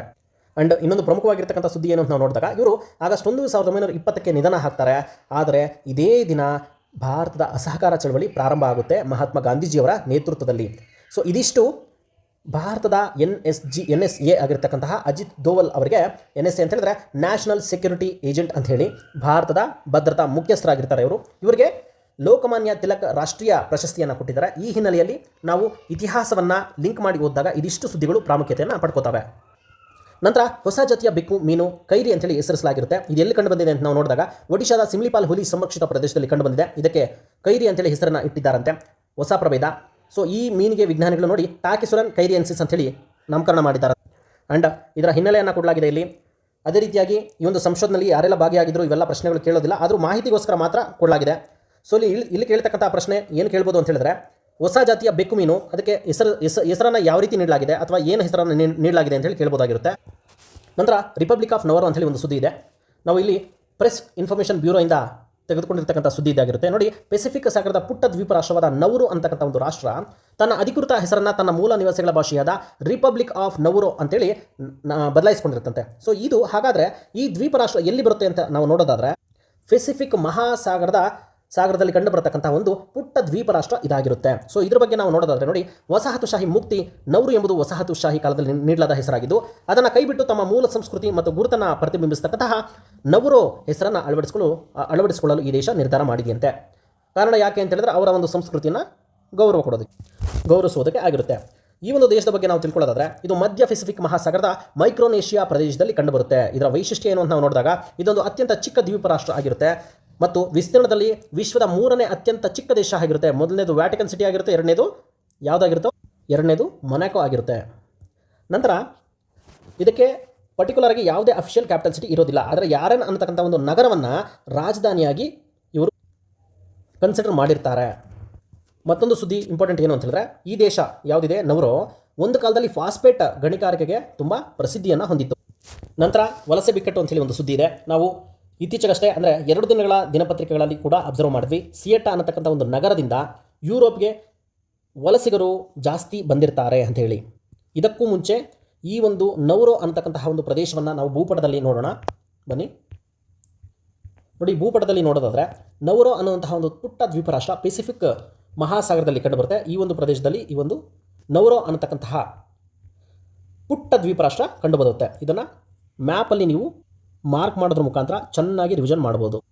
ನೋಡಿ, ಈ ಒಂದು ಸಿಯೆಟಾಗೆ ಸಂಬಂಧಪಟ್ಟಂತೆ ನೋಡಿ ಶೆಂಗನ್ ನಿಯಮಗಳನ್ನು ಇವರು ಉಲ್ಲಂಘನೆ ಮಾಡಿ ಆ ದೇಶಕ್ಕೆ ಅಥವಾ ಯುರೋಪ್ ಖಂಡಕ್ಕೆ ಬಂದಿದ್ದಾರೆ ಅಂತೇಳಿ ಹೇಳಲಾಗ್ತಾ ಇದೆ. ಇಲ್ಲಿ ಶೆಂಗನ್ ನಿಯಮಗಳು ಅಮಾನತು ಅಂತ ಹೇಳಿದರೆ ಏನು ನೋಡಿ. ಹಾಗಾದರೆ ಶೆಂಗನ್ ನಿಯಮಗಳನ್ನು ಯಾರೆಲ್ಲ ಅಳವಡಿಕೆ ಮಾಡ್ಕೊಂಡಿದ್ರು ಅಂತ ನಾವು ನೋಡೋದಾದರೆ ಇದು ಯುರೋಪಿಯನ್ ಒಕ್ಕೂಟದ ದೇಶಗಳ ನಡುವೆ ಯಾವುದೇ ಪಾಸ್ಪೋರ್ಟು ಅಥವಾ ಗಡಿ ತಪಾಸಣೆ ಇಲ್ಲದೆ ಮುಕ್ತವಾಗಿ ಸಂಚರಿಸೋದಕ್ಕೆ ಅವಕಾಶ ನೀಡುವಂತಹ ಒಂದು ಒಪ್ಪಂದ ಆಗಿರುತ್ತೆ. ಸೊ ಈಗ ಪ್ರಸ್ತುತ ಇದನ್ನು ಅಮಾನತು ಮಾಡಿದ್ದಾರೆ. ಕಾರಣ ಯಾಕೆ ಅಂತ ನಾವು ನೋಡಿದಾಗ ರಾಷ್ಟ್ರೀಯ ಭದ್ರತೆ ಅಥವಾ ವಲಸೆಯ ಬಿಕ್ಕಟ್ಟು ಎದುರಾದಾಗ ಸದಸ್ಯ ದೇಶಗಳು ತಾತ್ಕಾಲಿಕವಾಗಿ ಗಡಿ ತಪಾಸಣೆಯನ್ನು ಇಲ್ಲಿ ಮರುಸ್ಥಾಪಿಸುತ್ತೆ. ಮೀನ್ಸ್ ಏನು ಮಾಡುತ್ತೆ, ಬಂದ್ ಮಾಡುತ್ತೆ. ಎಲ್ಲ ಒಂದು ಶೆಂಗನ್ ಅಗ್ರಿಮೆಂಟ್ ಪ್ರಕಾರ ಈಸಿಯಾಗಿ ಒಳಗೆ ಬಿಟ್ಕೊಳ್ಳೋದಿಲ್ಲ. ಸಿಯೋಟಾ ನಗರ ಎಲ್ಲಿ ಕಂಡು ಬರುತ್ತೆ ಹಾಗಾದರೆ ನೋಡಿ, ಸಿಯೋಟಾ ಎಂಬುದು ಉತ್ತರ ಆಫ್ರಿಕಾದ ಕರಾವಳಿಯಲ್ಲಿದೆ. ಆದರೆ ಇದು ಸ್ಪೇನ್ ದೇಶಕ್ಕೆ ಸೇರಿದ ಸ್ವಾಯತ್ತ ನಗರ ಆಗಿರುತ್ತೆ. ಇದು ಮೊನಾಕೋ ದೇಶದೊಂದಿಗೆ ಭೂಗಡಿಯನ್ನು ಹಂಚಿಕೊಂಡಿದೆ. ಆಫ್ರಿಕಾದಿಂದ ಯುರೋಪ್ಗೆ ಅಕ್ರಮವಾಗಿ ಪ್ರವೇಶಿಸಲು ವಲಸಿಗರು ಈ ಮಾರ್ಗವನ್ನು ಬಳಸುತ್ತಾರೆ. ಇಟಲಿಯ ಆತಂಕ ಏನು ನೋಡಿ. ಸಯುಟಾ ಮೂಲಕ ಸ್ಪೇನ್ ಪ್ರವೇಶಿಸುವಂಥ ವಲಸಿಗರು ನಂತರ ಅಲ್ಲಿಂದ ಇಟಲಿ ಸೇರಿದಂತೆ ನಂತರ ಯುರೋಪಿಯನ್ ದೇಶಗಳಿಗೆ ಹರಡ್ಕೊಂಡ್ಬಿಡ್ತಾರೆ. ಸೊ ಇದರಿಂದಾಗಿ ಏನಾಗುತ್ತೆ, ಭಯೋತ್ಪಾದಕ ಚಟುವಟಿಕೆಗಳು ಕೂಡ ಜಾಸ್ತಿ ಆಗುತ್ತೆ ಅಂತ ಹೇಳ್ತಾ ಇದ್ದಾರೆ. ಇಲ್ಲಿ ಶೆಂಗನ್ ವಲಯ ಅಂತ ಹೇಳಿದ್ರೆ ಏನು, ಇಲ್ಲಿ ಈ ಒಂದು ಶೆಂಗನ್ ಅಗ್ರಿಮೆಂಟ್ ಏನಿದೆ ಇದಕ್ಕೆ 29 ದೇಶಗಳು ಸಹಿಯನ್ನು ಹಾಕ್ತವೆ. ನೋಡಿ, ಸಯುಟಾ ಮತ್ತು ಮಲಿಲ್ಲಾ ಅನ್ನತಕ್ಕಂಥ 2 ಸಿಟಿಗಳು ಆಫ್ರಿಕಾ ಖಂಡದಲ್ಲಿ ಇದ್ದರೂ ಸಹ ಇದು ಸ್ಪೇನ್ ದೇಶಕ್ಕೆ ಸೇರಿರ್ತವೆ. ಇದು ಇಂಪಾರ್ಟೆಂಟ್ ಆಗುತ್ತೆ, ಎಕ್ಸಾಮಲ್ಲಿ ಕೇಳ್ತಾರೆ. ಬಿಕಾಸ್ ಭೌಗೋಳಿಕವಾಗಿ ಆಫ್ರಿಕಾ ಖಂಡದಲ್ಲಿ ಇರ್ತವೆ ಈ ಒಂದು ಮೆಲಿಲಾ ಮತ್ತು ಸಿಯುಟಾ ಅನ್ನತಕ್ಕಂತಹ ನಗರಗಳು. ಆದರೆ ಇದು ಯುರೋಪ್ ಖಂಡಕ್ಕೆ ಸೇರಿರ್ತಕ್ಕಂಥ ಸ್ಪೇನ್ ದೇಶಕ್ಕೆ ಇದು ಸೇರಿರುತ್ತೆ. ವಲಸೆ ಬಿಕ್ಕಟ್ಟು ಯಾಕೆ ಉದ್ಭವ ಆಗಿದೆ ನೋಡಿ. ಮೆಡಿಟರೇನಿಯನ್ ಸಮುದ್ರದ ಮಾರ್ಗದ ಮೂಲಕವಾಗಿ ಯುರೋಪ್ಗೆ ನಡೆಯುವ ವಲಸೆಯು ಜಾಗತಿಕ ಮಾನವ ಹಕ್ಕುಗಳು ಮತ್ತು ಭದ್ರತೆಯ ಪ್ರಮುಖ ವಿಷಯವಾಗಿದೆ. ಇಲ್ಲಿ ಪರೀಕ್ಷೆಗಳಲ್ಲಿ ಅಥವಾ ಎಕ್ಸಾಮ್ಸಲ್ಲಿ ಏನು ಕೇಳ್ಬೋದು ಅಂತ ಹೇಳಿದ್ರೆ, ಸಿಯುಟಾ ಅನ್ನತಕ್ಕಂಥ ಒಂದು ಸ್ಥಳ ಎಲ್ಲಿ ಬರುತ್ತೆ ಅಂತ ಕೇಳ್ಬೋದು. ನೋಡಿ, ಜಿಬ್ರಾಲ್ಟರ್ ಜಲಸಂಧಿ ಹತ್ರ ಬರುತ್ತಂತೆ. ಸೊ ಅಲ್ಲಿ ಬರುತ್ತೆ ಇಲ್ಲಿ ಬರುತ್ತೆ ಅನ್ನೋದಕ್ಕಿಂತಲೂ ಡೀಟೇಲ್ಡ್ ಆಗಿ ನಾವು ಮ್ಯಾಪಲ್ಲೇ ಇದನ್ನು ಗುರುತಿಸ್ಬಿಡೋಣ. ನೋಡಿ, ಇದು ಪ್ರಪಂಚದ ಒಂದು ಔಟ್ಲೈನ್ ಮ್ಯಾಪ್ ಆಗಿರುತ್ತೆ. ನೋಡಿ, ಆಫ್ರಿಕಾ ಖಂಡದ ಉತ್ತರದ ತುದಿಯಲ್ಲಿ ನಾವು ನೋಡೋದಾದರೆ ಈಗಾಗಲೇ ನಾನು ಮಾರ್ಕ್ ಮಾಡಿದ್ದೇನೆ. ನೋಡಿ, ಈ ಒಂದು ಭಾಗದಲ್ಲಿ ಇದಿಷ್ಟು ಪ್ರದೇಶವನ್ನು ನೋಡಿ, ಈ ಒಂದು ಪ್ರದೇಶ ಏನಿದೆ ಇದು ನಾರ್ತ್ ಅಟ್ಲಾಂಟಿಕ್ ಓಷನ್ ಆಗಿರುತ್ತೆ. ಇದೆಲ್ಲವೂ ಸಹ ನಾರ್ತ್ ಅಟ್ಲಾಂಟಿಕ್ ಓಷನ್ನು. ಅದೇ ರೀತಿಯಾಗಿ ಇಲ್ಲಿರ್ತಕ್ಕಂಥದ್ದು ಆಲ್ಬರನ್ ಸಿ ಅಂದರೆ ಆಲ್ಬರನ್ ಸಮುದ್ರ ಆಗುತ್ತೆ. ಈ 2 ಜಲರಾಶಿಗಳಿಗೆ ಸಂಪರ್ಕ ಕಲ್ಪಿಸ್ತಕ್ಕಂಥದ್ದೇ ಈ ಒಂದು ಜಿಬ್ರಾಲ್ಟರ್ ಜಲಸಂಧಿ ಅಥವಾ ಸ್ಟ್ರೇಟ್ ಆಫ್ ಜಿಬ್ರಾಲ್ಟರ್ ಆಗಿರುತ್ತೆ. ಈ ಜಿಬ್ರಾಲ್ಟರ್ ಸ್ಟ್ರೇಟ್ನ ಪಕ್ಕದಲ್ಲಿಯೇ ಈ ಒಂದು ಸಿಯುಟಾ ನಗರ ಕಂಡುಬರುತ್ತೆ. ನೋಡಿ, ಇಲ್ಲಿ ಮಾರ್ಕ್ ಮಾಡಿದ್ದೇನೆ ಸಿಯುಟಾ. ಇದೇ ರೀತಿಯಾಗಿ ಮೆಲಿಲಾ ಅನ್ನತಕ್ಕಂತಹ ನಗರವೂ ಸಹ ಇಲ್ಲೇ ಕಂಡುಬರುತ್ತೆ. ಈ ಎರಡೂ ಪ್ರದೇಶಗಳು ಸಹ ಯುರೋಪ್ ಖಂಡಕ್ಕೆ ಸೇರಿರ್ತಕ್ಕಂತಹ ಪ್ರದೇಶಗಳಾಗಿರುತ್ತೆ. ಆದರೆ ಇದು ಆಫ್ರಿಕಾ ಕಾಂಟಿನೆಂಟಲ್ ಅಂದರೆ ಆಫ್ರಿಕಾ ಒಂದು ಖಂಡದಲ್ಲಿ ಗುರುತಿಸಿಕೊಂಡಿರುತ್ತೆ. ಸೊ ಇಲ್ಲಿ ಉದ್ಭವ ಆಗಿರ್ತಕ್ಕಂತಹ ಒಂದು ಸಮಸ್ಯೆ ಏನು ಅಂತ ಹೇಳಿದ್ರೆ, ಆಫ್ರಿಕಾ ಖಂಡದಲ್ಲಿ ಇರ್ತಕ್ಕಂತಹ ಈ ಒಂದು ಯುರೋಪ್ನ ಸ್ಥಳಗಳ ಮುಖಾಂತರವಾಗಿ ಆಫ್ರಿಕಾದ ಜನರು ಏನು ಮಾಡ್ತಾರೆ, ಇಟಲಿ ದೇಶಕ್ಕೆ ನೋಡಿ, ಇಲ್ಲಿ ಕಂಡು ಬರ್ತಕ್ಕಂಥ ಇಟಲಿ ದೇಶಕ್ಕೆ ಹಾಗೂ ಇತರ ಯುರೋಪ್ನ ಭಾಗಗಳಿಗೆ ಹೋಗಿ ಇವರು ಹರಡ್ಕೊಬಿಡ್ತಾರೆ. ಈ ಮೂಲಕವಾಗಿ ಭಯೋತ್ಪಾದನೆ ಅಥವಾ ಕಾನೂನು ಬಾಹಿರ ಚಟುವಟಿಕೆಗಳು ಹೆಚ್ಚಾಗುತ್ತೆ ಅಂತೇಳಿ ಹೇಳ್ತಾ ಇದ್ದಾರೆ. ನೋಡಿ, ಭೂಪಟದಲ್ಲಿ ನೀವು ನೋಡ್ಬೋದು. ಜಸ್ಟ್ ಸಿಯೂಟ ನಗರವನ್ನು ಮಾತ್ರ ಕೇಳಿದ್ದಾರೆ ಅಂತೇಳಿ ಸುಮ್ಮನೆ ಆಗ್ತಕ್ಕಂಥದ್ದಲ್ಲ. ನಮಗೆ ಸ್ಪೇನ್ ಎಲ್ಲಿ ಬರುತ್ತೆ ನೋಡಿ, ಇಲ್ಲಿ ಬರುತ್ತೆ. ಪೋರ್ಚುಗಲ್ ಎಲ್ಲಿ ಬರುತ್ತೆ. ಅದೇ ರೀತಿಯಾಗಿ ಅಕ್ಕಪಕ್ಕದಲ್ಲಿರ್ತಕ್ಕಂಥ ಜಲರಾಶಿಗಳು ಯಾವ್ಯಾವು, ಮೊರಾಕೊ ದೇಶ ಯಾವುದು. ಸೊ ಇವೆಲ್ಲವನ್ನೂ ಸಹ ನಾವು ಪರೀಕ್ಷೆಗಳಲ್ಲಿ ಸಮರ್ಥವಾಗಿ ಉತ್ತರ ಕೊಡೋದಕ್ಕೆ ಇವೆಲ್ಲವನ್ನೂ ಸಹ ನಾವು ಗುರುತಿಸ್ಕೋಬೇಕಾಗುತ್ತೆ. ನಂತರದ ಸುದ್ದಿ, ಆಂಧ್ರ ಪ್ರದೇಶದ ಭೋಗಪುರಂ ವಿಮಾನ ನಿಲ್ದಾಣ ಅಂತೆ ನೋಡಿ, ಅಲ್ಲೂರಿ ಸೀತಾರಾಮರಾಜು ಅಂತಾರಾಷ್ಟ್ರೀಯ ವಿಮಾನ ನಿಲ್ದಾಣ ಅಂತೇಳಿ ಇದಕ್ಕೆ ಹೆಸರನ್ನು ಕೊಡಲಾಗಿದೆ. ಇದು ವಿಜಯನಗರಂ ಜಿಲ್ಲೆಯಲ್ಲಿದೆ, ಆಂಧ್ರ ಪ್ರದೇಶದಲ್ಲಿ. ನರೇಂದ್ರ ಮೋದಿ ಅವರು ಉದ್ಘಾಟನೆ ಮಾಡಿದ್ದಾರೆ. ಕ್ರಾಂತಿಕಾರಿ ಹೋರಾಟಗಾರರಾಗಿರ್ತಕ್ಕಂಥ ಅಲ್ಲೂರಿ ಸೀತಾರಾಮರಾಜು ಅವರ ಹೆಸರನ್ನು ಇದಕ್ಕೆ ಇಡಲಾಗಿದೆಯಂತೆ. ಮತ್ತು ಯಾರು ಅಭಿವೃದ್ಧಿಪಡಿಸಿದ್ದಾರೆ ಅಂತೇಳಿ ಇದು ಪರೀಕ್ಷೆಯಲ್ಲಿ ಕೇಳಲಾಗೋದಿಲ್ಲ, ಜಸ್ಟ್ ನಿಮ್ಮ ಜ್ಞಾನಾರ್ಜನೆಗಾಗಿ ಮಾತ್ರ ಇಲ್ಲಿ ಕೊಡಲಾಗಿದೆ. ನಂತರದ ಸುದ್ದಿ ನೋಡೋದಾದರೆ ನಾವು, ಭಾರತೀಯ ಭೂವೈಜ್ಞಾನಿಕ ಸಮೀಕ್ಷೆಯ 54ನೇ ಮಹಾನಿರ್ದೇಶಕರಾಗಿ ವರ್ಷಾ ಅಶೋಕ್ ಅಗ್ಲಾವೆ ಅಂತೇಳಿ ಹೇಳ್ತಾ ಇದ್ದಾರೆ. ಇಲ್ಲಿ ಯಾಕೆ ಈ ಒಂದು ಟಾಪಿಕ್ ಬಂದಿದೆ ಅಂತ ಹೇಳಿದ್ರೆ, ನಮ್ಮ ಸ್ಪರ್ಧಾತ್ಮಕ ಪರೀಕ್ಷೆಗಳಲ್ಲಿ ಮೊದಲುಗಳು ಹಾಗೂ ಕೊನೆಗಳು ತುಂಬ ಪ್ರಾಮುಖ್ಯತೆಯನ್ನು ಪಡ್ಕೊತವೆ. ಇಲ್ಲಿ ಭಾರತೀಯ ಭೂವೈಜ್ಞಾನಿಕ ಸಮೀಕ್ಷೆಯ ಮಹಾನಿರ್ದೇಶಕರಾಗಿ ಒಬ್ಬ ಮಹಿಳೆ ಅಧಿಕಾರವನ್ನು ಸ್ವೀಕಾರ ಮಾಡಿದ್ದಾರೆ. 176 ವರ್ಷಗಳ ಇತಿಹಾಸದಲ್ಲಿ ಇದೇ ಮೊದಲ ಬಾರಿಗೆ ಒಬ್ಬ ಮಹಿಳೆ ಈ ಒಂದು ಅಧಿಕಾರವನ್ನು ಸ್ವೀಕಾರ ಮಾಡ್ತಾ ಇರ್ತಕ್ಕಂಥದ್ದು. ಇದರ ಬಗ್ಗೆ ಒಂದು ಸುದ್ದಿ ಪರೀಕ್ಷೆಯಲ್ಲಿ ಕೇಳ್ತಕ್ಕಂತಹ ಸಂಭವ ಇರುತ್ತೆ, ಹಾಗಾಗಿ ನೋಟ್ಸ್ನಲ್ಲಿ ತಂದಿದ್ದೇನೆ. ನಂತರ ಕ್ರೀಡೆಗೆ ಸಂಬಂಧಪಟ್ಟಂತೆ ಅಂದರೆ ಕಾಮನ್ವೆಲ್ತ್ ಗೇಮ್ಸ್ಗೆ ಸಂಬಂಧಪಟ್ಟಂತೆ ಈಗ ನಾವು ಪದಕ ಪಟ್ಟಿಯಲ್ಲಿ 4ನೇ ಸ್ಥಾನವನ್ನು ಪಡೆದಿರೋದ್ರಿಂದ ಕ್ರೀಡೆಯ ಮಹತ್ವವನ್ನು ಅರಿತುಕೊಂಡಿದ್ದೇವೆ ನಾವು. ಈ ನಿಟ್ಟಿನಲ್ಲಿ ಕೆಲವೊಂದು ಹೊಸ ಉಪಕ್ರಮಗಳನ್ನು ನಾವು ಜಾರಿ ಮಾಡ್ತಾ ಇದ್ದೇವೆ, ಅಂದರೆ ನಮ್ಮ ಕೇಂದ್ರ ಸರ್ಕಾರ. ಈ ನಿಟ್ಟಿನಲ್ಲಿ ನೋಡಿ, 2 ರೀತಿಯಾಗಿರ್ತಕ್ಕಂತಹ ಒಂದು ಯೋಜನೆಗಳನ್ನು ಇಲ್ಲಿ ಜಾರಿ ಮಾಡಲಾಗ್ತಾ ಇದೆ. ಮೊದಲನೇದಾಗಿ ಖೇಲೋ ಇಂಡಿಯಾ ಫೀಡರ್ ಶಾಲೆಗಳು ಆರಂಭ ಮಾಡ್ತಾ ಇದ್ದಾರೆ. ನಂತರ ಖೇಲೋ ಇಂಡಿಯಾ ಉತ್ಕೃಷ್ಟ ವಿದ್ಯಾಲಯಗಳನ್ನು ಆರಂಭ ಮಾಡ್ತಾ ಇದ್ದಾರೆ. ಇದ್ರ ಬಗ್ಗೆ ಹೇಳೋದಾದರೆ, ಖೇಲೋ ಇಂಡಿಯಾ ಫೀಡರ್ ಶಾಲೆಗಳು ಅತ್ಯಂತ ಆರಂಭಿಕ ಹಂತದಲ್ಲೇ ಪ್ರತಿಭೆಗಳನ್ನು ಗುರುತಿಸೋದು ಇದರ ಕೆಲಸ ಆಗಿರುತ್ತೆ. ನಂತರ ಖೇಲೋ ಇಂಡಿಯಾ ಉತ್ಕೃಷ್ಟ ವಿದ್ಯಾಲಯಗಳಲ್ಲಿ ಕ್ರೀಡೆಯನ್ನು ಕೇವಲ ಹವ್ಯಾಸವಾಗಿರಿಸದೆ ಅದನ್ನು ರಾಷ್ಟ್ರೀಯ ಶಿಕ್ಷಣ ನೀತಿ ಏನಿದೆ, ನ್ಯಾಷನಲ್ ಎಜುಕೇಷನಲ್ ಪಾಲಿಸಿಯಲ್ಲಿ ಇದನ್ನು ಸಂಯೋಜನೆ ಮಾಡಲಾಗುತ್ತೆ. ಪರೀಕ್ಷೆಯಲ್ಲಿ ಈ ಒಂದು ಖೇಲೋ ಇಂಡಿಯಾ ಫೀಡರ್ ಶಾಲೆಗಳು ಹಾಗೂ ಖೇಲೋ ಇಂಡಿಯಾ ಉತ್ಕೃಷ್ಟ ವಿಶ್ವವಿದ್ಯಾಲಯಗಳ ಬಗ್ಗೆ ಕೇಳತಕ್ಕಂಥ ಸಾಧ್ಯತೆಗಳು ತುಂಬ ಇರುತ್ತೆ. ನಂತರದ ಸುದ್ದಿ ನೋಡಿ, ಭಾರತದ ಸಶಸ್ತ್ರ ಪಡೆಗಳ ವೈದ್ಯಕೀಯ ಸೇವೆಗಳ ಅಂದರೆ DGFMS ಮಹಾನಿರ್ದೇಶಕರು ಆಯ್ಕೆಯಾಗಿದ್ದಾರೆ. ನೋಡಿ, ಸಂದೀಪ್ ತರೇಜಾ ಅವರು ಆಗಸ್ಟ್ 31, 2026ರಿಂದ ಜಾರಿಗೆ ಬರುವಂತೆ ಭಾರತದ ಸಶಸ್ತ್ರ ಪಡೆಗಳ ವೈದ್ಯಕೀಯ ಸೇವೆಗಳ ಮಹಾನಿರ್ದೇಶಕರಾಗಿ ನೇಮಿಸಲಾಗಿದೆ. ಅಂದರೆ ಒಟ್ಟಾರೆಯಾಗಿ ನಮ್ಮ ಇಂಡಿಯನ್ ಆರ್ಮಿ ಏನಿದೆ, ಅಂದರೆ ಆರ್ಮಿ ಆಗಿರ್ಬೋದು ಅಥವಾ ನೌಕಾಪಡೆ ಆಗಿರ್ಬೋದು ಅಥವಾ ವಾಯುಪಡೆ ಆಗಿರ್ಬೋದು, ಈ ಎಲ್ಲ ಸಿಬ್ಬಂದಿಗಳಿಗೆ ವೈದ್ಯಕೀಯ ನೆರವನ್ನು ನೀಡತಕ್ಕಂಥದ್ದು ಯಾರು ಅಂತ ನಾವು ನೋಡಿದಾಗ ಭಾರತದ ಸಶಸ್ತ್ರ ಪಡೆಗಳ ವೈದ್ಯಕೀಯ ಸೇವೆಗಳ ಮಹಾನಿರ್ದೇಶಕರು ಈ ಒಂದು ಸೇವೆಗಳನ್ನು ಕೊಡುವುದಕ್ಕೆ ಜವಾಬ್ದಾರರಾಗಿರ್ತಾರೆ. ನಂತರ ಪ್ರಧಾನಮಂತ್ರಿ ಸೂರ್ಯ ಸರೋವರ ಯೋಜನೆ ಒಂದು ಜಾರಿಯಾಗಿದೆ, ಮೀನ್ಸ್ ಪ್ರಾರಂಭ ಆಗಿದೆ. ಇದಕ್ಕೆ ಸಂಬಂಧಪಟ್ಟಂತೆ ಈ ಯೋಜನೆ ಉದ್ದೇಶ ಏನು ಅಂತ ಹೇಳಿದ್ರೆ ನೋಡಿ, ನೀರು ಸಂರಕ್ಷಣೆ ಮಾಡ್ತಕ್ಕಂಥದ್ದು, ಅದೇ ರೀತಿಯಾಗಿ ಸೌರಶಕ್ತಿ ಉತ್ಪಾದನೆಯನ್ನು ಸಹ ಒಂದೇ ಸೂರಿನಡಿ ತರುವಂತಹ ಗುರಿಯನ್ನು ಈ ಒಂದು ಯೋಜನೆ ಹೊಂದಿದೆ. ಪರೀಕ್ಷೆಗಳಲ್ಲಿ ಕೇಳಬಹುದು, ಪ್ರಧಾನಮಂತ್ರಿ ಸೂರ್ಯ ಸರೋವರ ಯೋಜನೆ ಏನು ಅಂತೇಳಿ. ಇದು ಇಷ್ಟೇ. ಈ ಯೋಜನೆಯ ಪ್ರಕಾರ ನೋಡಿ, ಜಲಮೂಲಗಳ ಅಂದರೆ ಕೆರೆಗಳಾಗಿರ್ಬೋದು, ಸರೋವರಗಳಾಗಿರ್ಬೋದು, ಇವುಗಳ ಮೇಲೆ ತೇಲುವ ಸೌರ ಫಲಕಗಳನ್ನು ಅಳವಡಿಸುವುದು ಇದರ ಮುಖ್ಯ ಕಾರ್ಯ ಆಗಿರುತ್ತೆ. ಈ ಮೂಲಕವಾಗಿ ನೀರು ಸಂರಕ್ಷಣೆಯೂ ಮಾಡಲಾಗುತ್ತೆ, ಅದೇ ರೀತಿಯಾಗಿ ಸೌರಶಕ್ತಿ ಉತ್ಪಾದನೆಯನ್ನು ಸಹ ಮಾಡಲಾಗುತ್ತೆ. ಇನ್ನು ಈ ಒಂದು ಸುದ್ದಿಗೆ ಸಂಬಂಧಪಟ್ಟಂತೆ ನೋಡೋದಾದರೆ ವಿಚಾರಗಳನ್ನು, ಶಕ್ತಿ ಉತ್ಪಾದನೆ ಯಾವ ರೀತಿ ಆಗುತ್ತೆ, ನಂತರ ನೀರು ಉಳಿತಾಯವೂ ಆಗುತ್ತೆ. ಇದಕ್ಕೆ ಸಂಬಂಧಪಟ್ಟಂತೆ ನೋಡಿ, ನೀರಿನ ಮೇಲೆ ಫಲಕಗಳನ್ನು ಅಳವಡಿಸೋದ್ರಿಂದ ಸೂರ್ಯನ ಶಾಖಕ್ಕೆ ನೀರು ಆವಿಯಾಗುವುದು ಕಡಿಮೆ ಆಗುತ್ತಂತೆ. ಅದೇ ರೀತಿಯಾಗಿ ಭೂಮಿಯ ಉಳಿತಾಯ ಆಗುತ್ತೆ, ಯಾಕಂದರೆ ನೀರಿನ ಮೇಲೆ ಅಳವಡಿಕೆ ಮಾಡೋದ್ರಿಂದ ಪರಿಸರ ಸ್ನೇಹಿ ಆಗಿರುತ್ತೆ ಇದು. ನಂತರ ಪರಿಸರ ಸ್ನೇಹಿ ಯಾಕಾಗಿರುತ್ತೆ ಅಂತ ಹೇಳಿದ್ರೆ ನೋಡಿ, ಇಲ್ಲಿ ಹೇಳ್ತಾ ಇದ್ದಾರೆ, ನೀರಿನಲ್ಲಿ ಪಾಚಿ ಬೆಳೆಯೋದನ್ನು ತಡೆದು ನೀರಿನ ಗುಣಮಟ್ಟವನ್ನು ಕಾಯ್ದುಕೊಳ್ಳೋದಕ್ಕೆ ಇದು ಸಹಾಯ ಮಾಡುತ್ತಂತೆ. ಅಮೃತ ಸರೋವರದ ವಿಸ್ತರಣೆ, ಈಗಾಗಲೇ ಅಮೃತ ಸರೋವರ ಅಂತಕ್ಕಂಥ ಯೋಜನೆ ಚಾಲ್ತಿಯಲ್ಲಿತ್ತು. ಇದನ್ನು ವಿಸ್ತರಣೆ ಮಾಡಿ ಈ ಒಂದು ಕೆರೆಗಳ ಪುನಶ್ಚೇತನ ಯೋಜನೆಯನ್ನು ಸಹ ಇದಕ್ಕೆ ಸಂಯೋಜನೆ ಮಾಡಲಾಗಿದೆ, ಅಂದರೆ ಮರ್ಜ್ ಮಾಡಲಾಗಿದೆ. ಇನ್ನು ಈ ಒಂದು ಯೋಜನೆಗೆ ಸಂಬಂಧಪಟ್ಟಂತೆ ಯಾವೆಲ್ಲ ಯೋಜನೆಗಳು ಪ್ರಾಮುಖ್ಯತೆಯನ್ನು ಪಡ್ಕೋತವೆ ಅಂತ ನಾವು ನೋಡಿದಾಗ, ವೆರಿ ಫಸ್ಟ್ PM ಕುಸುಮ್ ಯೋಜನೆ ಇದೆ, ನಂತರ PM ಸೂರ್ಯಗರ್ ಇದೆ. ಈ ಯೋಜನೆಗಳ ಮೇಲೆ ಪ್ರಶ್ನೆಗಳನ್ನು ಕೇಳ್ತಕ್ಕಂಥ ಸಾಧ್ಯತೆಗಳು ಇರುತ್ತೆ. ನಂತರ PM ಕಿಸಾನ್ ಯೋಜನೆ ಬಗ್ಗೆ ಒಂದಿಷ್ಟು ಸುದ್ದಿ ಇದೆ. ಯಾಕೆ ಅಂತ ಹೇಳಿದ್ರೆ 2030-31ರವರೆಗೆ ಅಂದರೆ 5 ವರ್ಷಗಳ ಕಾಲ ಈ ಒಂದು ಯೋಜನೆಯನ್ನು ವಿಸ್ತರಣೆ ಮಾಡೋದಕ್ಕೆ ಕೇಂದ್ರ ಸಂಪುಟ ಅನುಮೋದನೆ ಕೊಟ್ಟಿರ್ತಕ್ಕಂಥದ್ದು. ಸೊ ಹಾಗಾಗಿ ಇದನ್ನು ನಾವು ಪ್ರಜಾವಾಣಿ ಪತ್ರಿಕೆಯಲ್ಲೂ ಸಹ ನೋಡಿದ್ವಿ. ಇದಕ್ಕೆ ಸಂಬಂಧಪಟ್ಟಂತೆ ನೋಡಿ, ಈ ಯೋಜನೆ ಪ್ರಕಾರ ನೋಡಿ, ಈ ಒಂದು ಯೋಜನೆಯ ಪೂರ್ತಿ ಹೆಸರು ಪ್ರಧಾನಮಂತ್ರಿ ಕಿಸಾನ್ ಸಮ್ಮಾನ್ ನಿಧಿ ಯೋಜನೆ ಆಗಿರುತ್ತೆ. ಯೋಜನೆಯ ಸ್ವರೂಪ ಏನು ಅಂತ ಹೇಳಿದ್ರೆ ಇದು ಕೇಂದ್ರ ವಲಯದ ಯೋಜನೆ ಆಗಿರುತ್ತೆ, ಅಂದರೆ ಸೆಂಟ್ರಲ್ ಸೆಕ್ಟರ್ ಸ್ಕೀಮ್ ಆಗಿರುತ್ತೆ. ದಯವಿಟ್ಟು ಕನ್ಫ್ಯೂಸ್ ಆಗಬೇಡಿ, ಇದು ಸೆಂಟ್ರಲ್ ಸ್ಪಾನ್ಸರ್ಡ್ ಸ್ಕೀಮ್ ಅಲ್ಲ, ಸೆಂಟ್ರಲ್ ಸೆಕ್ಟರ್ ಸ್ಕೀಮ್ ಆಗಿರುತ್ತೆ. ಅಂದರೆ 100% ಅನುದಾನವನ್ನು ಈ ಯೋಜನೆಗೆ ಕೇಂದ್ರ ಸರ್ಕಾರವೇ ಕೊಡುತ್ತೆ. ಇಲ್ಲಿ ಸೆಂಟ್ರಲ್ ಸ್ಪಾನ್ಸರ್ ಸ್ಕೀಮ್ ಅಂತೇಳಿ ನೀವು ಕನ್ಫ್ಯೂಷನನ್ನು ಮಾಡ್ಕೋಬೇಡಿ. ಸೊ ನಂತರ ಮತ್ತೊಂದು ಸುದ್ದಿ ತುಂಬ ಪ್ರಾಮುಖ್ಯತೆಯನ್ನು ಪಡ್ಕೊಳುತ್ತೆ, ಅದು ಸಮುದ್ರ ಮಂಥನ್ ಯೋಜನೆ ಅಂಥೇಳಿ. ಈ ಒಂದು ಯೋಜನೆಯ ಪ್ರಕಾರ ನೋಡಿ, ಸಮುದ್ರ ಮಂಥನ್ ಅಥವಾ ಸಾಗರದಾಳದ ಪರಿಶೋಧನಾ ಯೋಜನೆ ಇದಾಗಿರುತ್ತೆ. ಅಂದರೆ ಈ ಒಂದು ಯೋಜನೆ ಪ್ರಕಾರ ಉದ್ದೇಶ ಏನಿರೋದು, ಸಮುದ್ರದ ಆಳದಲ್ಲಿರುವಂತಹ ಖನಿಜ ಸಂಪತ್ತು ಮತ್ತು ಹೈಡ್ರೋಕಾರ್ಬನ್ಗಳಾಗಿರ್ತಕ್ಕಂಥ ತೈಲ ಆಗಿರ್ಬೋದು, ಅನಿಲ ನಿಕ್ಷೇಪಗಳನ್ನು ಪತ್ತೆ ಹಚ್ಚತಕ್ಕಂಥದ್ದು ಈ ಒಂದು ಯೋಜನೆಯ ಅಂದರೆ ಸಮುದ್ರ ಮಂಥನ್ ಯೋಜನೆಯ ಪ್ರಮುಖ ಉದ್ದೇಶ ಆಗಿರುತ್ತೆ. ಪರೀಕ್ಷಾ ದೃಷ್ಟಿಯಿಂದ ನಮಗೆ ಏನೆಲ್ಲ ಕೇಳ್ಬೋದು ಅಂತೇಳಿ ಇಲ್ಲಿ ಪಟ್ಟಿ ಮಾಡಲಾಗಿದೆ, ಓದ್ಕೊಳ್ಳಿ ದಯವಿಟ್ಟು. ಸೊ ನಂತರ ನೋಡಿ, ಮಿಷನ್ ಶಕ್ತಿ ಅನ್ನತಕ್ಕಂಥ ಒಂದು ಯೋಜನೆ ಪ್ರಾಮುಖ್ಯತೆಯನ್ನು ಪಡ್ಕೊಂಡಿದೆ. ಇಲ್ಲಿ ಮಿಷನ್ ಶಕ್ತಿ ಅಂದರೆ ಏನು, ಭಾರತದಲ್ಲಿ ಮಹಿಳೆಯರು ಮತ್ತು ಮಕ್ಕಳ ಸುರಕ್ಷತೆಗಾಗಿ ಡಿಜಿಟಲ್ ವೇದಿಕೆಯಾಗಿ ಅಭಿವೃದ್ಧಿಪಡಿಸಿರ್ತಕ್ಕಂಥ ಒಂದು ಅಪ್ಲಿಕೇಶನ್ ಇದಾಗಿರುತ್ತೆ. ಇದು ಒಟ್ಟು 7 ರೀತಿಯಾಗಿರ್ತಕ್ಕಂಥ ಸಹಾಯವಾಣಿಗಳನ್ನು, ಅಂದರೆ 7 ರೀತಿಯ ಸಹಾಯವಾಣಿಗಳಿಗೆ ಇದು ಒಂದು ಪ್ರವೇಶವನ್ನು ಕೊಡುತ್ತೆ. ಅದು ಯಾವ ರೀತಿಯಾಗಿ ಅಂತ ಹೇಳಿದ್ರೆ, ಅಂದರೆ ಈ ಎಲ್ಲ 7 ರೀತಿಯ ಸಹಾಯವಾಣಿಗಳನ್ನು ಮರ್ಜ್ ಮಾಡೋದ್ರ ಮುಖಾಂತರ ಇದು ಸೇವೆಯನ್ನು ಕೊಡುತ್ತೆ. ಇದರ ಉದ್ದೇಶ ಇಷ್ಟೇ ಆಗಿರುತ್ತೆ, ಮಹಿಳೆಯ ಸುರಕ್ಷತೆ, ರಕ್ಷಣೆ, ಸಬಲೀಕರಣಕ್ಕಾಗಿ ಇರುವ ಒಂದು ಸಮಗ್ರ ಯೋಜನೆ ಇದಾಗಿರುತ್ತೆ. ಇದು 15ನೇ ಹಣಕಾಸು ಆಯೋಗದ ಅವಧಿಯಲ್ಲಿ ಪ್ರಾರಂಭ ಆಗಿರ್ತಕ್ಕಂಥದ್ದು. ಮತ್ತು ಇಂಪ್ಲಿಮೆಂಟಿಂಗ್ ಮಾಡ್ತಾ ಇರತಕ್ಕಂಥದ್ದು ಯಾವ ಇಲಾಖೆಯ ಅಡಿಯಲ್ಲಿ ನಾವು ನೋಡಿದಾಗ ಮಹಿಳಾ ಮತ್ತು ಮಕ್ಕಳ ಅಭಿವೃದ್ಧಿ ಸಚಿವಾಲಯದ ಅಡಿಯಲ್ಲಿ ಆಗಿರುತ್ತೆ. ಈ ಒಂದು ಯೋಜನೆಯ ಅಡಿಯಲ್ಲಿ ಅಂದರೆ ಮಿಷನ್ ಶಕ್ತಿ ಯೋಜನೆಯ ಅಡಿಯಲ್ಲಿ 2 ಪ್ರಮುಖ ಸ್ತಂಭಗಳನ್ನು ನಾವು ನೋಡಬಹುದಾಗಿರುತ್ತೆ. ಒಂದು ಸಂಬಲ್, ಇನ್ನೊಂದು ಸಾಮರ್ಥ್ಯ ಅಂತ ಹೇಳಿ. ಇಲ್ಲಿ ಸಂಬಲ್ ಅಂತ ಹೇಳಿದ್ರೆ ಮಹಿಳೆಯರ ಸುರಕ್ಷತೆ ಮತ್ತು ರಕ್ಷಣೆಗಾಗಿ ಇರತಕ್ಕಂಥದ್ದು. ನಂತರ ಸಾಮರ್ಥ್ಯ ಅಂತ ಹೇಳಿದ್ರೆ ಮಹಿಳೆಯರ ಸಬಲೀಕರಣಕ್ಕಾಗಿ ಇರತಕ್ಕಂತಹ ಮತ್ತೊಂದು ಅಂಗ ಆಗಿರುತ್ತೆ. ನಂತರದ ಸುದ್ದಿ ನೋಡಿ, ಮಾಲ್ಡೀವ್ಸ್ ಮತ್ತು ಇಂಡಿಯಾ ಫವಾರಾ UPI ಅಂತೆ. ನಮ್ಮ ಭಾರತದ UPI ಏನಿದೆ, ಯೂನಿಫೈಡ್ ಪೇಮೆಂಟ್ ಇಂಟರ್ಫೇಸ್, ಇದನ್ನು ಮಾಲ್ಡೀವ್ ದೇಶದ ಡಿಜಿಟಲ್ ಪಾವತಿ ವ್ಯವಸ್ಥೆಯನ್ನು ಮರ್ಜ್ ಮಾಡಿದ್ದಾರೆ. ಮೀನ್ಸ್ ರಿಯಲ್ ಟೈಮ್ ಮನಿಯನ್ನು ಟ್ರಾನ್ಸ್ಫರ್ ಮಾಡ್ಕೊಳ್ಳೋದಕ್ಕೆ ಎರಡೂ ದೇಶಗಳು ಸಹ ಒಂದು ಒಪ್ಪಂದವನ್ನು ಮಾಡಿಕೊಂಡಿದೆ.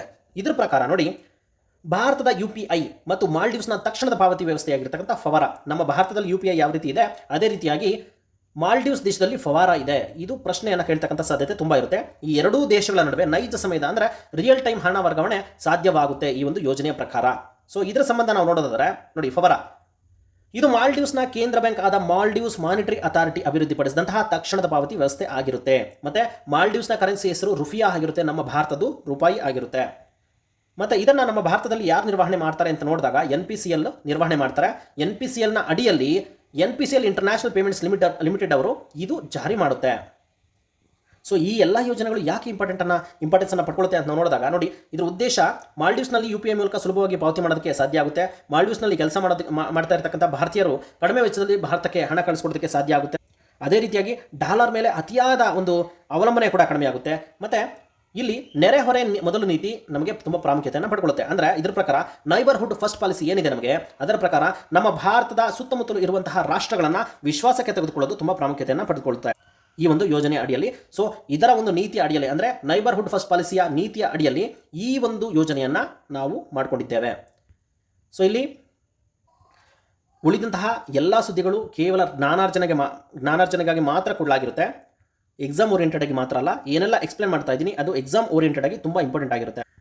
ಮತ್ತು ಇನ್ನೊಂದು ಸುದ್ದಿ, ನಮ್ಮ ಭಾರತದ ಒಂದು ಭದ್ರತಾ ವಿಭಾಗಕ್ಕೆ ಸಂಬಂಧಪಟ್ಟಂತೆ, ಸೇನೆಗೆ ಸಂಬಂಧಪಟ್ಟಂತೆ ಒಂದು ಸುದ್ದಿ ಇದೆ ನೋಡಿ. ಎಕ್ಸ್ಟ್ರೀಮ್ ವೆದರ್ ಗ್ರೇಡ್ ಏನಿದೆ ಸುದ್ದಿ ಅಂತ ನಾವು ನೋಡಿದಾಗ, ಸಾಮಾನ್ಯವಾಗಿ ಅತಿಯಾದ ಚಳಿ ಇರತಕ್ಕಂಥ ಪ್ರದೇಶಗಳಲ್ಲಿ, ಉದಾಹರಣೆ ನಮ್ಮ ಜಮ್ಮು ಕಾಶ್ಮೀರದ ಲಡಾಖ್ ಆಗಿರ್ಬೋದು, ಸಿಯಾಚಿನ್ ಆಗಿರ್ಬೋದು, ಇಲ್ಲಿ ಸಾಮಾನ್ಯವಾಗಿ ಡೀಸೆಲ್ ಹೆಪ್ಪುಗಟ್ಟುತ್ತೆ. ಆದರೆ ಈ ಅಭಿವೃದ್ಧಿಪಡಿಸಿರ್ತಕ್ಕಂಥ ಎಕ್ಸ್ಟ್ರೀಮ್ ವೆದರ್ ಗ್ರೇಡ್ ಡೀಸೆಲ್ ಏನಿದೆ ಇದು -42 ಡಿಗ್ರಿ ಸೆಲ್ಸಿಯಸ್ ಇದ್ದರೂ ಸಹ, ಯಾವ ಚಳಿ ಇರಲಿ, ಎಷ್ಟೇ ತಂಪಾಗಿರಲಿ, ಅಂದರೆ ಅಪ್ ಟು -42 ಡಿಗ್ರಿ ಸೆಲ್ಸಿಯಸ್ ಹೋದರೂ ಸಹ ಇದು ದ್ರವ ರೂಪದಲ್ಲೇ ಇರುತ್ತೆ, ಇದು ಗಟ್ಟಿ ಆಗೋದಿಲ್ಲ. ನೋಡಿ, ಇದನ್ನು ಅಭಿವೃದ್ಧಿಪಡಿಸಿರ್ತಕ್ಕಂಥದ್ದು ಇಂಡಿಯನ್ ಆಯಿಲ್ ಕಾರ್ಪೊರೇಷನ್ ಲಿಮಿಟೆಡ್ ಅವರು ನಮ್ಮ ಭಾರತ ಸೇನೆಯ ಜೊತೆಯಾಗಿ ಅಭಿವೃದ್ಧಿಪಡಿಸಿದ್ದಾರೆ. ಇದು ಯಾಕೆ ಪ್ರಮುಖ ಲಕ್ಷಣಗಳೇನು ಅಂತ ತಿಳ್ಕೊಡಲಾಗಿದೆ ಇಲ್ಲಿ. ನಂತರ ಎಲ್ಲೆಲ್ಲಿ ಬಳಕೆ ಆಗುತ್ತೆ ಅಂತೇಳಿ ಹೇಳ್ತಾ ಇದ್ದೀವಿ. ನಂತರ ಚಳಿಗಾಲದ ಸೈನಿಕ ಅಂತೇಳಿ ಇದನ್ನು ಬಣ್ಣಿಸಿದ್ದಾರೆ. ನಂತರ ಮಾಲ್ಡೀವ್ಸ್ಗೆ ಕರ್ನಾಟಕದ ಮಾವಿನ ಹಣ್ಣನ ಮೊದಲ ವಿಮಾನ ಸಾಗಣೆ ಅಂತೇಳಿ ಹೇಳ್ತಾ ಇದ್ದಾರೆ. ಸೊ ಇಲ್ಲಿ ಹೇಳಿದ್ವಲ್ಲ, ನಮ್ಮ ನೆರೆಹೊರೆಯ ದೇಶಗಳು ಮೊದಲು ಅಂತೇಳಿ, ಅಂದರೆ ನೈಬರ್ಹುಡ್ ಫಸ್ಟ್ ಪಾಲಿಸಿ ಏನಿದೆ ಈ ಪಾಲಿಸಿಯ ಅಡಿಯಲ್ಲಿ ಇವೆಲ್ಲ ಪ್ರಾಮುಖ್ಯತೆಯನ್ನು ಪಡ್ಕೊಳ್ಳುತ್ತೆ. ಇಲ್ಲಿ ನಮ್ಮ ಕರ್ನಾಟಕದ ಮಾವಿನ ಹಣ್ಣು ತುಂಬ ಪ್ರಾಮುಖ್ಯತೆಯನ್ನು ಅಥವಾ ಪ್ರಸಿದ್ಧಿಯನ್ನು ಪಡೆದಿರ್ತಕ್ಕಂಥ ಜಿಲ್ಲೆಗಳನ್ನು ನಾವು ನೋಡೋದಾದರೆ ಪ್ರಮುಖವಾಗಿ ನಮಗೆ ಕೋಲಾರ ಜಿಲ್ಲೆ ನೆನಪಿಗೆ ಬರುತ್ತೆ. ಇಲ್ಲಿ ಅಪೇಡಾ ಏನಿದೆ ಅಂದರೆ agricultural and processed food products export development authority ಏನಿದೆ, ಇದರ ಒಂದು ಸಹಾಯವನ್ನು ಪಡೆದುಕೊಂಡು ಈ ಒಂದು ಮಾವಿನ ಹಣ್ಣುಗಳನ್ನು ಮಾಲ್ಡೀವ್ಸ್ ರಾಷ್ಟ್ರಕ್ಕೆ ಇಲ್ಲಿ ರಫ್ತನ್ನು ಮಾಡಲಾಗಿದೆ ಅಂತೆ. ಇಲ್ಲಿ ಪ್ರಮುಖವಾಗಿ ಪರೀಕ್ಷೆಗಳಲ್ಲಿ ಏನು ಕೇಳ್ಬೋದು ಅಂತ ನೋಡಿದಾಗ, ಇತ್ತೀಚೆಗೆ ಯಾವ ದೇಶಕ್ಕೆ ಅಪೇಡಾ ಅಂದರೆ agriculture and processed food products export development ಅಥಾರಿಟಿಯವರು ಒಂದು ಮಾವಿನ ಹಣ್ಣುಗಳನ್ನು ರಫ್ತು ಮಾಡಿದ್ದಾರೆ ಅಂತ ಕೇಳ್ಬೋದು. ಅದಕ್ಕೆ ಉತ್ತರ ಮಾಲ್ಡೀವ್ಸ್ ಆಗಿರುತ್ತೆ. ಅಥವಾ ಯಾವ ಒಂದು ಅಥಾರಿಟಿಯ ಸಹಾಯದೊಂದಿಗೆ ಈ ಕಾರ್ಯವನ್ನು ನೆರವೇರಿಸಿದ್ದಾರೆ ಅಂತ ಕೇಳ್ಬೋದಾಗಿರುತ್ತೆ. ಮತ್ತು ಯಾವ ಹಣ್ಣನ್ನು ಕಳಿಸಿದ್ದಾರೆ ಅಂತಲೂ ಕೇಳ್ಬೋದಾಗಿರುತ್ತೆ. ನೋಡಿ, ಇಷ್ಟು ಸುದ್ದಿಗಳಿಗೆ ಅಂದರೆ ದಿನಾಂಕ 31/7/2026ರಿಂದ ದಿನಾಂಕ 3/8/2026ರವರೆಗೆ ಯಾವೆಲ್ಲ ಸುದ್ದಿಗಳು ಪ್ರಾಮುಖ್ಯತೆಯನ್ನು ಪಡ್ಕೊಂಡಿತ್ತು ಅಂದರೆ ಭೌಗೋಳಿಕವಾಗಿ ಆ ಎಲ್ಲ ಒಂದು ಸ್ಥಳಗಳನ್ನು ಸಹ ನಮ್ಮ ಪ್ರಪಂಚದ ಭೂಪಟದಲ್ಲಿ ಗುರುತಿಸೋದಕ್ಕೆ ನಾನು ಇಲ್ಲಿ ಪ್ರಯತ್ನ ಪಟ್ಟಿದ್ದೇನೆ. ನೋಡಿ, ಅಮೆರಿಕ ಹಾಗೂ ಇರಾನ್ ನಡುವಿನ ಸಂಘರ್ಷದ ಭಾಗವಾಗಿ ಕೆಲವೊಂದು ಸ್ಥಳಗಳು ತುಂಬ ಪ್ರಾಮುಖ್ಯತೆಯನ್ನು ಪಡ್ಕೊಳ್ತವೆ. ಆ ಸುದ್ದಿಗಳು ಯಾವುವು ಅಂತ ನಾವು ನೋಡಿದಾಗ ನೋಡಿ, ಇಲ್ಲಿ ಅಮೆರಿಕ ಮತ್ತು ಇರಾನ್ ನಡುವಿನ ಸಂಘರ್ಷ ಅಂತ ಹೇಳ್ತಾ ಇದ್ದೇವೆ. ಹಾಗಾದರೆ ಅಮೆರಿಕ ಕಂಡು ಬರೋದು ಇಲ್ಲಿ ಅಂತ ನಾವು ನೋಡಿದಾಗ ಇದು ನಮ್ಮ ಭಾರತದ ಭೂಪಟ ಆಗಿರುತ್ತೆ, ನಮ್ಮ ಪ್ರಪಂಚದ ಭೂಪಟ ಆಗಿರುತ್ತೆ. ಇದರಲ್ಲಿ ಖಂಡಗಳನ್ನು ನಾವು ನೋಡಿದಾಗ ಸೌತ್ ಅಮೆರಿಕ ಅಂದರೆ ದಕ್ಷಿಣ ಅಮೆರಿಕ, ಉತ್ತರ America, Europe, Asia, Europe, Africa, next Oceania ಅಥವಾ ಆಸ್ಟ್ರೇಲಿಯಾ, ನಂತರ ಅಂಟಾರ್ಟಿಕಾ, ಇವಿಷ್ಟು 7 ಖಂಡಗಳಾಗಿರ್ತವೆ. ಈ ಖಂಡಗಳಲ್ಲಿ ನೋಡಿ, ನಾರ್ತ್ ಅಮೆರಿಕ ಅಥವಾ ಉತ್ತರ ಅಮೆರಿಕ ಖಂಡದಲ್ಲಿ ಕಂಡು ಬರತಕ್ಕಂಥದ್ದೇ ಪ್ರಮುಖವಾಗಿರ್ತಕ್ಕಂಥ ನಮ್ಮ ಅಮೆರಿಕ ರಾಷ್ಟ್ರ ಆಗಿರುತ್ತೆ. ಈ ಅಮೆರಿಕ ರಾಷ್ಟ್ರ ನೋಡಿ, ಇಲ್ಲಿ ಕಂಡು ಬರುತ್ತೆ ಅಮೆರಿಕ, ಇದಿಷ್ಟು ಪ್ರದೇಶ. ನಂತರ ಈ ಪ್ರದೇಶವು ಸಹ ಅಮೆರಿಕಕ್ಕೆ ಸೇರಿರೋದಾಗಿರುತ್ತೆ. ಅಮೆರಿಕದ ಮೇಲ್ಭಾಗದಲ್ಲಿ ಕೆನಡಾ ರಾಷ್ಟ್ರ ಕಂಡು ಬರುತ್ತೆ. ಈ ರಾಷ್ಟ್ರ ಇರಾನ್ನ ಮೇಲೆ ಇತ್ತೀಚೆಗೆ ದಾಳಿಯನ್ನು ಮಾಡ್ತಾ ಇದೆ. ಇದಕ್ಕೆ ಸಂಬಂಧಪಟ್ಟ ಹಿನ್ನೆಲೆಯನ್ನು, ದಾಳಿಗೆ ಅಥವಾ ಶತ್ರುತ್ವ ಯಾಕೆ ಉಂಟಾಯಿತು ಅಂತ ನಾವು ನೋಡೋದಾದ್ರೆ 1979ರ ಇಸ್ಲಾಮಿಕ್ ಕ್ರಾಂತಿ, ಅದೇ ರೀತಿಯಾಗಿ ಎರಡನೇದಾಗಿ ಅಮೆರಿಕ ರಾಯಭಾರ ಕಚೇರಿಯ ಒತ್ತೆಯಾಳು ಪ್ರಕರಣ, ನಂತರ ಇರಾನ್ ದೇಶ ಪರಮಾಣು ಸಂಗ್ರಹವನ್ನು ಹೆಚ್ಚಳ ಮಾಡಿರ್ತಕ್ಕಂಥದ್ದು. ಇಷ್ಟೂ ಪ್ರಕರಣಗಳಿಂದ ಅಥವಾ ಸುದ್ದಿಗಳಿಂದ ಅಮೆರಿಕ ಹಾಗೂ ಇರಾನ್ ನಡುವೆ ಶತ್ರುತ್ವ ಬೆಳೆದಿರುತ್ತೆ. ಇದಕ್ಕೆ ಪೂರಕ ಎಂಬಂತೆ ಇರಾನ್ ದೇಶ ಏನು ಮಾಡಿರುತ್ತೆ, ಕೆಲವೊಂದು ಬಂಡುಕೋರ ಗುಂಪುಗಳನ್ನು ಬಳಸಿಕೊಂಡು, ಉದಾಹರಣೆಗೆ ಹೌತಿ ಅನ್ನತಕ್ಕಂಥ ಗುಂಪುಗಳನ್ನು ಬಳಸಿಕೊಂಡು ಅಮೆರಿಕ ದೇಶದ ಒಂದು ಸ್ನೇಹವನ್ನು ಸಂಪಾದನೆ ಮಾಡಿರ್ತಕ್ಕಂತಹ ರಾಷ್ಟ್ರವಾದ ಇಸ್ರೇಲ್ನ ಮೇಲೆ ದಾಳಿಯನ್ನು ಮಾಡಿಸುತ್ತೆ. ಇದಕ್ಕೆ ವಿರುದ್ಧವಾಗಿ ಅಮೆರಿಕ ಕೂಡ ಇರಾನ್ ದೇಶದ ಮೇಲೆ ದಾಳಿಯನ್ನು ಮಾಡುತ್ತೆ. ಮತ್ತು ಭೌಗೋಳಿಕವಾಗಿ ಕೆಲವೊಂದು ಸ್ಥಳಗಳು ತುಂಬ ಪ್ರಾಮುಖ್ಯತೆಯನ್ನು ಪಡ್ಕೊತವೆ ಅಮೆರಿಕ ಹಾಗೂ ಇರಾನ್ ನಡುವಿನ ಸಂಘರ್ಷದ ಭಾಗವಾಗಿ. ನೋಡಿ, ಇಲ್ಲಿ ಪರ್ಷಿಯನ್ ಗಲ್ಫ್ ಕಂಡು ಬರುತ್ತೆ, ಮತ್ತು ಗಲ್ಫ್ ಆಫ್ ಒಮನ್ ಇಲ್ಲಿ ಕಂಡು ಬರುತ್ತೆ. ಈ ಎರಡೂ ಜಲರಾಶಿಗಳ ಸಂಪರ್ಕವನ್ನು ಮಾಡ್ತಕ್ಕಂಥದ್ದೇ ಹಾರ್ಮುಜ್ ಸ್ಟ್ರೈಟ್ ಆಗಿರುತ್ತೆ. ನಂತರ ಕೆಂಪು ಸಮುದ್ರ ಇಲ್ಲಿ ಕಂಡು ಬರುತ್ತೆ, ಇಲ್ಲಿ ಮಾರ್ಕ್ ಮಾಡಿರೋ ಹತ್ರ. ಸೊ ಇಲ್ಲಿ ನಂತರ ಗಲ್ಫ್ ಆಫ್ ಏಡನ್ ಬರುತ್ತೆ, ಅಂದರೆ ಏಡನ್ ಕೊಲ್ಲಿ ಕಂಡು ಬರುತ್ತೆ. ಈ ಒಂದು ಕೆಂಪು ಸಮುದ್ರ ಅದೇ ರೀತಿಯಾಗಿ ಏಡನ್ ಕೊಲ್ಲಿಗೆ ಸಂಪರ್ಕ ಕಲ್ಪಿಸ್ತಕ್ಕಂಥದ್ದೇ ನಮ್ಮ ಬಾಬ್ ಎಲ್ ಮಂಡೆಬ್ ಆಗಿರುತ್ತೆ. ಪರೀಕ್ಷೆಗಳಲ್ಲಿ ಕೇಳ್ತಕ್ಕಂಥ ಸಾಧ್ಯತೆ ತುಂಬ ಇರುತ್ತೆ. ನೋಡಿ, ಮಾಲ್ಡೀವ್ಸ್ಗೆ ಮಾವಿನ ಹಣ್ಣುಗಳನ್ನು ಕಳಿಸ್ಕೊಟ್ಟಿದ್ದಾರೆ. ಇದೊಂದು ಪುಟ್ಟ ದ್ವೀಪ ರಾಷ್ಟ್ರ ಆಗಿರುತ್ತೆ. ಇದು ಇಲ್ಲಿ ಕಂಡು ಬರುತ್ತೆ, ಈಗಾಗಲೇ ಮಾರ್ಕ್ ಮಾಡಿದ್ದೇನೆ. ಇದು ನಮ್ಮ ಭಾರತದ ದಕ್ಷಿಣ ಭಾಗದಲ್ಲಿ ಹಿಂದೂ ಮಹಾಸಾಗರದಲ್ಲಿ ಕಂಡು ಬರುವಂತಹ ಪುಟ್ಟ ದ್ವೀಪ ರಾಷ್ಟ್ರ ಆಗಿರುತ್ತೆ. ನಂತರ ಸುಯೆಜ್ ಕೆನಾಲ್ ಇಲ್ಲಿ ಕಂಡು ಬರುತ್ತೆ, ಮೆಡಿಟರೇನಿಯನ್ ಸಿ ಇಲ್ಲಿ ಕಂಡು ಬರುತ್ತೆ. ಸ್ಟ್ರೈಟ್ ಆಫ್ ಜಿಬ್ರಾಲ್ಟರ್ ಈಗಾಗಲೇ ನಾವು ನೋಡಿದ್ದೀವಿ, ಸಿಯೂಟಾ ಅನ್ನತಕ್ಕಂಥ ಒಂದು ಸುದ್ದಿಗೆ ಸಂಬಂಧಪಟ್ಟಂತೆ ಸ್ಟ್ರೈಟ್ ಆಫ್ ಜಿಬ್ರಾಲ್ಟರ್ನ ನೋಡಿದ್ದೇವೆ. ಈ ಒಂದು ಸ್ಟ್ರೈಟ್ ಆಫ್ ಜಿಬ್ರಾಲ್ಟರ್ ಅಲ್ಬರಾನ್ ಸಮುದ್ರ ಅದೇ ರೀತಿಯಾಗಿ ಅಟ್ಲಾಂಟಿಕ್ ಸಮುದ್ರವನ್ನು ಸಂಪರ್ಕ ಮಾಡೋದಕ್ಕೆ ಇರತಕ್ಕಂತಹ ಒಂದು ಸ್ಟ್ರೈಟ್ ಅಥವಾ ಜಲಸಂಧಿ ಆಗಿರುತ್ತೆ. ನೋಡಿ, ಮೊರಾಕೋ ದೇಶ ಆಫ್ರಿಕಾ ಖಂಡಕ್ಕೆ ಸೇರಿರ್ತಕ್ಕಂತಹ ದೇಶ ಆಗಿರುತ್ತೆ. ಈ ಒಂದು ಮೊರಾಕೋ ದೇಶದ ಮುಖಾಂತರವಾಗಿ ಸಿಯೂಟಾ ನಗರ ಇಲ್ಲಿ ಕಂಡು ಬರುತ್ತೆ. ನೋಡಿ, ಸಿಯೂಟಾ ನಗರ ಇಲ್ಲಿ ಕಂಡು ಬರುತ್ತೆ.